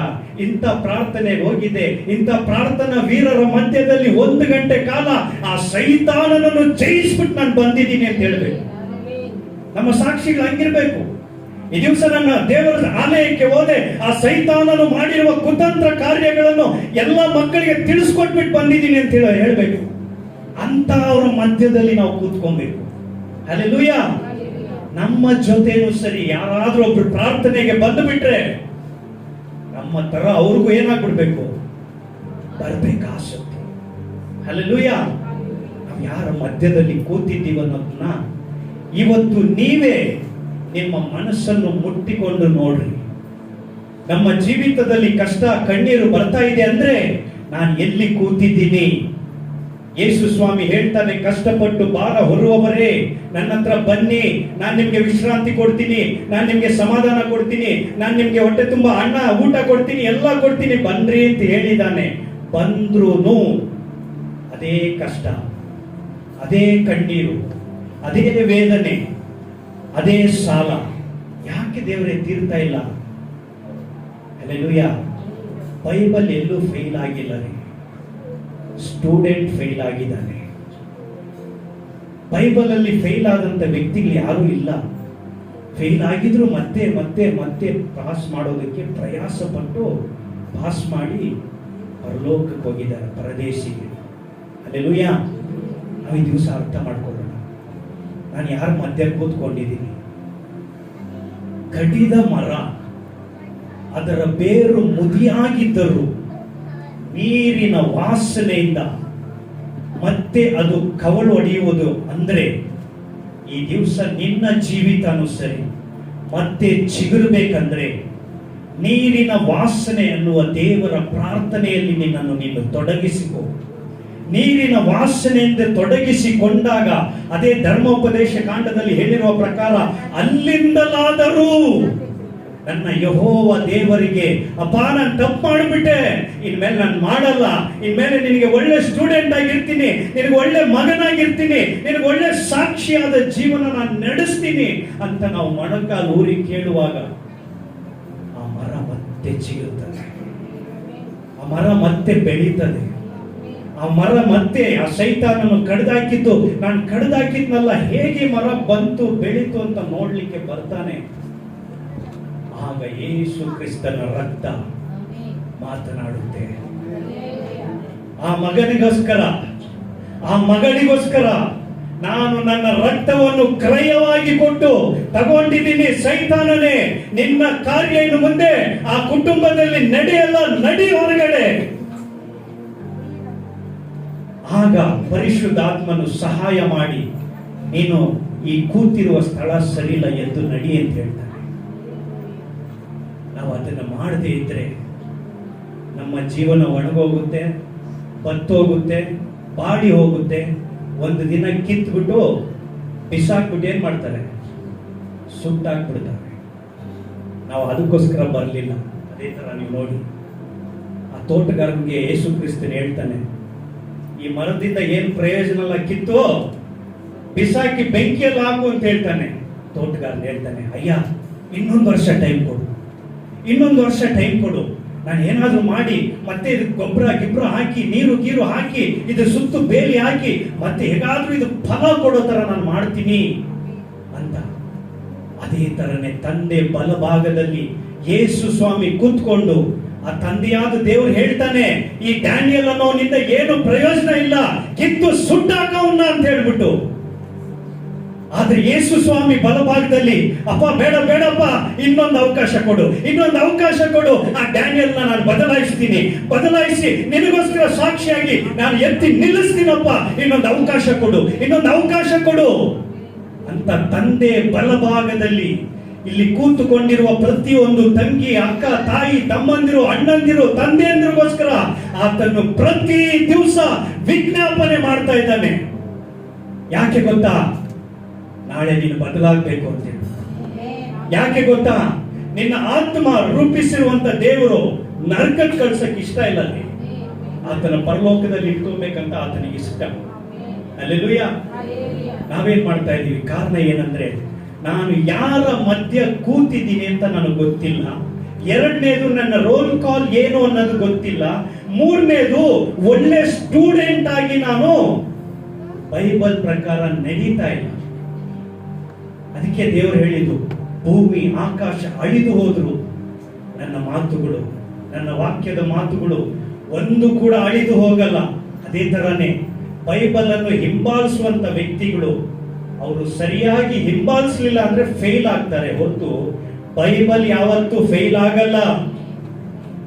ಅನೇಕ ನಮ್ಮ ಸಹೋದರರು ಇದಾರಲ್ಲ, ಮತಾಂತರ ಮಾಡ್ತಾರೆ ಅಂತ ಹೇಳ್ಬಿಟ್ಟು ಅವರಿಗೋಸ್ಕರನು ನಾವು ಪ್ರಾರ್ಥನೆ ಮಾಡಬೇಕು ಅನ್ನೋದೇ ದೇವರು ಹೇಳಿಕೊಟ್ಟಿರೋದು.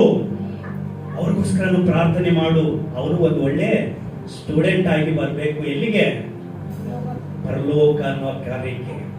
ಯಾವ ರೀತಿ ಒಂದು ದೊಡ್ಡ ದೊಡ್ಡ ಕಂಪನಿಗಳು, ಒಂದೊಂದು ದೊಡ್ಡ ದೊಡ್ಡ ಕಾಲೇಜ್ಗಳ ಕ್ಯಾಂಪಸ್ ಹೋಗ್ಬಿಟ್ಟು ಒಳ್ಳೆ ಅರ್ಹತೆ ಉಳ್ಳ ವಿದ್ಯಾರ್ಥಿಗಳನ್ನ ಹುಡುಕ್ತಾ ಇದ್ದಾರೋ, ಅದೇ ರೀತಿ ಪರಿಶುದ್ಧ ಆತ್ಮನು ಪ್ರತಿ ಭಾನುವಾರ ಎಲ್ಲಾ ಸಭೆಗಳಿಗೆ ಹೋಗಿ ಹುಡುಕ್ತಾ ಇದ್ದಾನೆ. ನನ್ನ ಕೆಲಸ ಮಾಡೋದಕ್ಕೆ, ನಾನು ಅವ್ರ ಜೊತೆ ಸಹಾಯಕನಾಗಿದ್ದು ಕೆಲಸ ಮಾಡೋದಕ್ಕೆ ಅರ್ಹತೆ ಯೋಗ್ಯತೆ ಇರುವಂತ ಸ್ಟೂಡೆಂಟ್ ಸಿಗ್ತಾನ. ಪ್ರತಿ ಸಭೆ ಹುಡುಕ್ತಾ ಇದ್ದಾನೆ. ನೀವು ಹೇಳ್ಬೇಡಿ ದೇವ್ರು ನನ್ನ ಕರೆದಿಲ್ಲ ಅಂತ ಹೇಳ್ಬಿಟ್ಟು. ಯೋಚನೆ ಮಾಡಿ, ದಾವೀದನಿಂದ ಬಂದ್ಬಿಟ್ಟು ಯಾರು ಕರೆದ್ರು? ಯಾರು ಕರೆದಿಲ್ಲ. ಅವನೆಲ್ಲಿದ್ದ? ಕಾಡಲ್ಲಿ ಕುರಿಗಳನ್ನ ಮೇಯಿಸ್ಕೊಂಡೇ ದೇವರ ಸನ್ನಿಧಿಯಲ್ಲಿ ಒಳ್ಳೆ ಸ್ಟೂಡೆಂಟ್ ಆದ. ಅವನು ಯಾವಾಗ ದೇವರನ್ನ ಆರಾಧನೆ ಮಾಡಿ, ಯಾಕಂದ್ರೆ ದಾವೀದನ್ ನೋಡಿ ಕುರಿಗಳು ಮೇಯಿಸೋ ಟೈಮಲ್ಲಿ, ಬೆಟ್ಟಗಳಲ್ಲಿ ಹಾಡೇಳೋ ಟೈಮಲ್ಲಿ, ನಾನು ಇಸ್ರಾಯೇಲ್ ದೇಶಕ್ಕೆ ಅರಸನಾಗ್ತೀನಿ ಅಂತ ಅವನು ಯಾವತ್ತನ್ನ ಯೋಚನೆ ಮಾಡಿದ್ನ? ಚಾನ್ಸೇ ಇಲ್ಲ. ನನಗೆ ಊಟ ಸಿಕ್ಕಿದ್ರೆ ಸಾಕು, ಊಟ ತಿನ್ಕೊಂಡು ನಾನು ದೇವ್ರನ್ನ ಆರಾಧನೆ ಮಾಡ್ತಾ ಇರ್ತೀನಿ. ದಾವೀದನಲ್ಲಿ ಯಾವ ಯೋಜನೆ ಇರಲಿಲ್ಲ. ಅವನು ಒಳ್ಳೆ ಸ್ಟೂಡೆಂಟ್ ಆದ. ಪರಲೋಕದ ದೇವರು ನೋಡಿದ್ನು, ಕಳಿಸಿದ್ನು ಅವಾಗ ಆತನ ದಾಸನು, ಹೋಗು ಆ ಸ್ಟೂಡೆಂಟ್ ಕರ್ಕೊಂಬ, ಇಸ್ರಾಯೇಲ್ ದೇಶವನ್ನೇ ಆಳುವಂತೆ ನಾನು ಅವನ ಮೇಲೆ ಯೋಜನೆ ಇಟ್ಟಿದ್ದೀನಿ ಅಂತ ಹೇಳ್ಬಿಟ್ಟು ಅಂತ ದಾವೀದನ್ನ ಆರಿಸಿಕೊಂಡಂತ ದೇವರು ನನಗೋಸ್ಕರ ನಿನಗೋಸ್ಕರ ಪರಿಶುದ್ಧಾತ್ಮನು ಸಹ ಡೈಲಿ ಬೇಡ್ತಾ ಇದ್ದಾನೆ. ಅಪ್ಪ, ಈ ತಂಗಿಗೆ ಇವತ್ತು ಹೇಳ್ದೆ ಕೇಳ್ತಾ ಇಲ್ಲ, ಈ ತಮ್ಮನಿಗೆ ಹೇಳ್ದೆ ಕೇಳ್ತಾ ಇಲ್ಲ, ಸ್ವಲ್ಪ ಟೈಮ್ ಕೊಡು, ಸ್ವಲ್ಪ ಟೈಮ್ ಕೊಡು. ಈ ಮಾರ್ಚ್ ತಿಂಗಳು ಮುಗಿಯೋದ್ರೊಳಗಡೆ ನಿನ್ನನ್ನು ನೀನು ಬದಲಾಯಿಸ್ಕೊ. ನಿನ್ನನ್ನು ನೀನು ಬದಲಾಯಿಸ್ಕೊಂಡ್ರೆ ನಿನ್ನ ಫ್ಯೂಚರ್ ಬ್ರೈಟ್ ಆಗಿರುತ್ತೆ. ಹೇಗೆ BA ಮಾಡಬೇಕಂದ್ರೆ ಪ್ರತಿ ದಿವಸ ಓದಬೇಕು, ಅದೇ ಗ್ರಾಜ್ಯುಯೇಟ್ ನಿನ್ನ ಫ್ಯಾಮಿಲಿಯಲ್ಲಿ ನೀನು ಮಾಡಬೇಕಂದ್ರೂ ಪ್ರತಿದಿನ ಓದಬೇಕು. ಪ್ರತಿದಿನ ಅವ್ರಿಗೆ ಹೇಗೆ ಕಾಲೇಜ್ಗೆ ಹೋದ್ರೋ ಅದೇ ತರ ಪ್ರತಿದಿನ ನೀನು ದೇವರ ಸನ್ನಿಧಿಯಲ್ಲಿ ಮೊಣಕಾಲು ಹಾಕಿ ಪ್ರಾರ್ಥನೆ ಮಾಡಲೇಬೇಕು. ನಿನ್ನ ಮಕ್ಕಳ ಮೇಲೆ ಕೈ ಇಟ್ಟು ಪ್ರಾರ್ಥನೆ ಮಾಡು. ನಿನ್ನ ಮಕ್ಕಳು ಯಾವಾಗ ಮಲಗ್ತಾರೆ, ನಾನು ಯಾವಾಗ TV ನೋಡ್ಬೇಕು, ನಾನು ಯಾವಾಗ ಮೊಬೈಲ್ ನೋಡ್ಬೇಕು ಅಂತ ಇರಬೇಡ್ರಿ. ಮೊಬೈಲ್ ಅಲ್ಲಿ ಬೇಡದೇ ಇರುವ ಕಾರ್ಯಗಳನ್ನ ನೋಡಿ ನೋಡಿ ನೋಡಿ ನಿಮ್ಮ ಜೀವನಕ್ಕೆ ನೀವೇ ಹಳ್ಳ ತೋಡ್ಕೊಂಬೇಡಿ. ಬೇಡದೇ ಇರೋದು ನೋಡೋ ಟೈಮಲ್ಲಿ ನಿನ್ನ ಜೀವನಕ್ಕೆ ದುಃಖ, ಕಣ್ಣೀರು, ವೇದನೆನ ನೀನು ಸಂಪಾದನೆ ಮಾಡಿ ನಿನ್ನ ಫ್ಯಾಮಿಲಿಗೆ ಸ್ಟೋರೇಜ್ ಮಾಡ್ತಾ ಇದೀಯ. ಬೇಡ, ಮೊಬೈಲ್ ಅಲ್ಲಿ ಒಳ್ಳೆ ವಿಚಾರಗಳು ಬೇಕಾದಷ್ಟಿದೆ, ಅವುಗಳನ್ನ ನೋಡಿ ಕಲೀರಿ. ಅವುಗಳನ್ನ ನೋಡಿ ನಾವು ಕಲ್ತಾಗ ಪರಲೋಕದ ಕೆಲಸ ಮಾಡೋದಕ್ಕೆ ಈ ತಂಗಿ ಕರೆಕ್ಟು, ಈ ಅಕ್ಕ ಕರೆಕ್ಟು, ಈ ತಾಯಿ ಕರೆಕ್ಟು, ಈ ತಂದೆ ಕರೆಕ್ಟು, ಈ ತಮ್ಮ ಕರೆಕ್ಟು ಅಂತ ಹೇಳ್ಬಿಟ್ಟು ಆತನ ಆರಿಸ್ಕೊಂಡು ತೆಗಿತಾನೆ ಹೊರಗಡೆ. ತೆಗೆದು ಈ ಒಳ್ಳೆ ಕುರುಬನ ಸಭೆಗೆ ಮಾತ್ರ ಅಲ್ಲ, ಆತನ ಯೋಜನೆ ನೋಡಿ ದಾವೀದನಿಗೆ ಆತನು ಅರಸನಾಗ್ತೀನಿ ಅನ್ನೋ ಯೋಜನೆನೇ ಇರಲಿಲ್ಲ. ಆದ್ರೆ ಒಳ್ಳೆ ಸ್ಟೂಡೆಂಟ್ ಆಗಿದ್ಕವನು ಅರಸನಾದ. ಅದೇ ತರ ನಮ್ಮ ಯೋಜನೆಗಳೆಲ್ಲ ಚಿಕ್ಕ ಚಿಕ್ಕದಾಗಿರುತ್ತೆ, ದೇವ್ರ ಯೋಜನೆ ಬಹಳ ದೊಡ್ಡದಾಗಿರುತ್ತೆ. ದೇವ್ರ ಯೋಜನೆ ಮಾಡಿದ್ರೆ ಬರೀ ಏನೋ ಇಲ್ಲಿರುವ ಸಭೆಗೆ ಮಾತ್ರ ಅಲ್ಲ, ಈ ಪ್ರಾಂತ್ಯಕ್ಕೆ ನಿನ್ನನ್ನು ಪ್ರಯೋಜನ ಪಡಿಸ್ತಾನೆ. ಇಂಡಿಯಾ ದೇಶಕ್ಕೆ ಪ್ರಯೋಜನ ಪಡಿಸ್ಬೋದು, ಯಾರಿಗೆ ಗೊತ್ತು. ಆದ್ರೆ ಒಳ್ಳೆ ಸ್ಟೂಡೆಂಟ್ ಆಗು, ಫೇಲ್ ಆಗೋ ಸ್ಟೂಡೆಂಟ್ ಆಗಿರ್ಬೇಡ, ಪಾಸ್ ಆಗೋ ಸ್ಟೂಡೆಂಟ್ ಆಗು. ಇದುವರೆಗೂ ಫೇಲ್ ಆಗಿದ್ಯಾ, ಪರವಾಗಿಲ್ಲ, ಇನ್ನು ಮೇಲೆ ಆದ್ರೂ ಪಾಸ್ ಮಾಡೋದಕ್ಕೋಸ್ಕರ ಓದು, ಇನ್ನು ಮೇಲೆ ಆದ್ರೂ ಪಾಸ್ ಆಗೋದಕ್ಕೋಸ್ಕರ ಓಡು, ರ್ಯಾಂಕ್ ಸ್ಟೂಡೆಂಟ್ ಆಗು. ನಾನು ನನ್ನ ಮಕ್ಕಳಿಗೆ ಅವಾಗ ಹೇಳ್ತಾ ಇರ್ತೀನಿ, ನಾವು ಸ್ಕೂಲಲ್ಲಿ ಇದ್ರು ಏನ್ ಮಾಡಬೇಕು, ನಂಬರ್ 1 ಸ್ಟೂಡೆಂಟ್ ಆಗಿ ಓದಬೇಕು. ಆ ಭಾವನೆ ಬರಬೇಕು, ಆ ಒಂದು ಹುಮ್ಮಸ್ಸು ನಮ್ಮಲ್ಲಿ ಬರಬೇಕು. ಆಗ ದೇವ್ರು ಖಂಡಿತವಾಗ್ಲು ಮೇಲಕ್ಕೆತ್ತಿ ನಿಲ್ಲಿಸ್ತಾನೆ. ನೀವು ನೋಡ್ರಿ, ನನ್ನನ್ನ ಕರೆದಿಲ್ಲ ಅಂತ ಹೇಳ್ಬೇಡಿ. ದೇವ್ರು ಬಂದ್ಬಿಟ್ಟು ಎಲ್ಲರನ್ನೂ ಕರೆದಿದ್ದಾನೆ. ಮಾಡೋದು ಮಾಡದೇ ಇರೋದು ನಿಮ್ಮ ಕೈಗಳಲ್ಲಿದೆ. ಎಲ್ಲರೂ ಹೇಳ್ತಾರಲ್ಲ, ಅವರೆಲ್ಲ ದೊಡ್ಡ ಸೇವಕರು, ಆ ಸೇವಕರು ಮಾಡ್ತಾರೆ, ಇವ್ರು ದೊಡ್ಡ ಪಾಸ್ಟ್ರು, ಅವ್ರು ಮಾಡ್ತಾರೆ ಅಂತ ಹೇಳ್ಬಿಟ್ಟು. ಇಲ್ಲ, ದೇವರ ಸನ್ನಿಧಿಯಲ್ಲಿ ಯಾರು ದೊಡ್ಡವರು ಇಲ್ಲ, ಯಾರು ಚಿಕ್ಕವರು ಇಲ್ಲ. ಆತನ ದೃಷ್ಟಿಸಿ ನೋಡೋದೇ ಆದ್ರೆ, ಆತನ ಯೋಜನೆ ನಿನ್ನ ಮೇಲೆ ಬರೋದೇ ಆದ್ರೆ ಅದನ್ನು ಬದಲಾಯಿಸುವ ಶಕ್ತಿ ಆತನಿಗೆ ಮಾತ್ರನೇ ಇದೆ. ನೀವು ನೋಡಿ, ಮೋಶೆ ಕಾಲದಲ್ಲಿ ಆರೋನನ ಮೇಲೆ ಏನ್ ಮಾಡಿದ್ರು, ಅಭಿಷೇಕ ಮಾಡ್ತಾರೆ, ಪಟ್ಟ ಕೊಡ್ತಾರೆ. ದೇವರೇ ಹೇಳ್ತಾನೆ ಆರೋನನ್ನ ಅಭಿಷೇಕ ಮಾಡು, ಪಟ್ಟ ಕೊಟ್ಬಿಟ್ಟು ಅವ್ನು ಏನ್ ಮಾಡು, ಯಾಜಕ ಸೇವಕನಾಗಿರುವಂತೆ ಮಾಡು ಅಂತ ಹೇಳ್ತಾನೆ. ನೀವು ನೋಡಿ, ಪಟ್ಟ ಕಟ್ಕೊಂಡು ಈ ದಿವಸ ಏನು ಮಾಡಕ್ಕಾಗಲ್ಲ. ಆದ್ರೆ ಅದೇ ದೇವರ ಸನ್ನಿಧಿಗೆ ಬಂದು ಮೊಣಕಾಲೂರಿ ತಲೆ ಬಾಗಿ ವಿಧೇಯನ ಹಾಕ್ತಾರೆ. ಆರೋನನು ಈ ತರ ಒಂದು ಹುಲ್ಲು ಕಡ್ಡಿನೂ ಅವನ ಕೈಯಲ್ಲಿ ಅಲ್ಲಾಡಿಸ್ಲಕ್ಕಾಗಿಲ್ಲ. ಪಟ್ಟ ಕಟ್ಕೊಂಡ, ದೇವರೇ ಅಭಿಷೇಕ ಮಾಡ್ದ, ಮೋಶೆ ಅಭಿಷೇಕ ಮಾಡಿದ್ನು, ಪಟ್ಟ ಕೊಟ್ನು, ಈ ಹುಲ್ಲು ಕೂಡ ಅಲ್ಲಾಡಿಸ್ಲಿಕ್ಕಾಗ್ಲಿಲ್ಲ. ಅದೇ ಮೋಶೆ ಪ್ರತಿನಿತ್ಯ ಪ್ರಾರ್ಥನೆಗೆ ಹೋಗಿ ಬಂದು ಡೇರೆನಲ್ಲಿ, ಅಂದ್ರೆ ಆ ಮನೆಯೊಳಗಡೆ ಬರುವಾಗ ಯಾರು ಇರ್ತಾ ಇದ್ನಲ್ಲಿ, ಯಾರು ಇರ್ತಾ ಇದ್ನು, ಮೋಶೆ ಜೊತೆ ಯಾವಾಗಲೂ ಓಡಾಡ್ತಾ ಇದ್ನಲ್ಲ, ಯಾರು, ಯೆಹೋಶುವ ಅಲ್ವಾ. ಯೆಹೋಶುವಗೆ ಯಾವ ಪಟ್ಟ ಕೊಟ್ಟಿಲ್ಲ, ಯೆಹೋಶುವನಿಗೆ ಯಾವ ಅಭಿಷೇಕನೂ ಮಾಡಿಲ್ಲ. ಯೆಹೋಶುವ ಬರೀ ಏನ್ ಮಾಡ್ತಾ ಇದ್ನಂದ್ರೆ, ಮೋಶೆ ಹೇಳಿದಂತ ವಾಕ್ಯಗಳನ್ನ ಕೇಳಿ ಕೇಳಿ ಕೇಳಿ ಅದಕ್ಕೆ ವಿಧೇಯನಾಗ್ತಾ ಇದ್ನು, ಅದರಂತೆ ನಡೀತಾನೆ ಇದ್ನು. ಆಮೆನ್.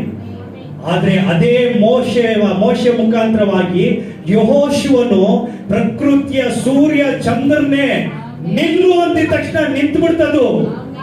ಹಲ್ಲೆಲೂಯಾ. ನೀನು ಪಟ್ಟ ಕಟ್ಕೊಳ್ಳೋದ್ರಿಂದ ಒಂದು ಹುಲ್ಲು ಅಲ್ಲಾಡ್ಸೋಕ್ಕಾಗಲ್ಲ. ದೇವರ ಬಳಿಯಲ್ಲಿ ಮೊಣಕಾಲೂರಿ ನಿನ್ನನ್ನು ಅರ್ಪಿಸಿಕೊಂಡ್ರೆ, ಈ ಪ್ರಕೃತಿನ ನೋಡಿ ನೀನು ಮಾತಾಡಿದ್ರೆ, ಆ ಪ್ರಕೃತಿ ನಿನ್ನ ಮಾತಿಗೆ ವಿಧೇಯತ್ವ ಆಗುತ್ತೆ. ನೀನು ಹೇಳ್ದಂಗೆ ಕೇಳುತ್ತದು. ಹಲ್ಲೆಲೂಯಾ.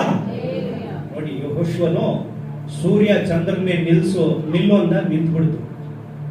ಪಟ್ಟ ಕಟ್ಕೊಂಡು ಒಂದು ಹುಲ್ಲು ಅಲ್ಲಾಡಿಸ್ಲಿಕ್ಕಾಗಲಿಲ್ಲ. ನೀನು ಹೇಳ್ಬೇಡ ನನಗೆ ಪಟ್ಟ ಕೊಟ್ಟಿಲ್ಲ, ಅದು ಕೊಟ್ಟಿಲ್ಲ, ಇದು ಕೊಟ್ಟಿಲ್ಲ ಅಂತ. ದೇವರ ಯೋಜನೆ ನಿನ್ನ ಮೇಲೆ ಇದೆ. ದೇವರ ಯೋಜನೆಯಲ್ಲಿ ಕೂತಿರುವ ಪ್ರತಿಯೊಬ್ಬರ ಮೇಲೆ ಇದೆ.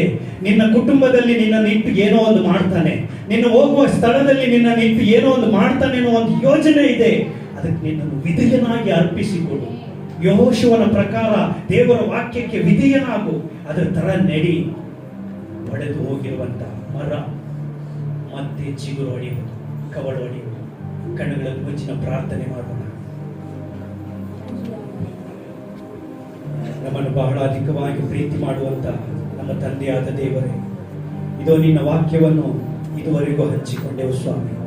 ಹೇಳಿದಂತ ನನಗೂ ಕೇಳಿದಂತ ಪ್ರತಿಯೊಬ್ಬರಿಗೂ ಆಶೀರ್ವಾದಕರವಾಗಿರುವಂತೆ ನೀನು ಮಾಡಿದ ಕೃಪೆಗಾಗಿ ಸ್ತೋತ್ರ. ಕೂಡಿ ಬಂದಿರುವ ಪ್ರತಿಯೊಬ್ಬರನ್ನು ಆಶೀರ್ವದಿಸಿ ನಿನ್ನ ಜ್ಞಾನದಿಂದ ಮಾರ್ಗ ನಡೆಸಿ. ಯಾರು ಬರಿದಾಗಿ ಹಿಂತಿರುಗಿ ಹೋಗದಂತೆ ದೇವರ ಪ್ರಸನ್ನತೆಯಲ್ಲೇ ಮಾರ್ಗ ನಡೆಸಿ. ನಮ್ಮ ರಕ್ಷಕನಾದ ಯೇಸು ಕ್ರಿಸ್ತನ ಮುದ್ದಾದ ನಾಮದಲ್ಲಿ ಪ್ರಾರ್ಥಿಸುತ್ತೇವೆ. ಆಮೆನ್. Hallelujah. Hallelujah.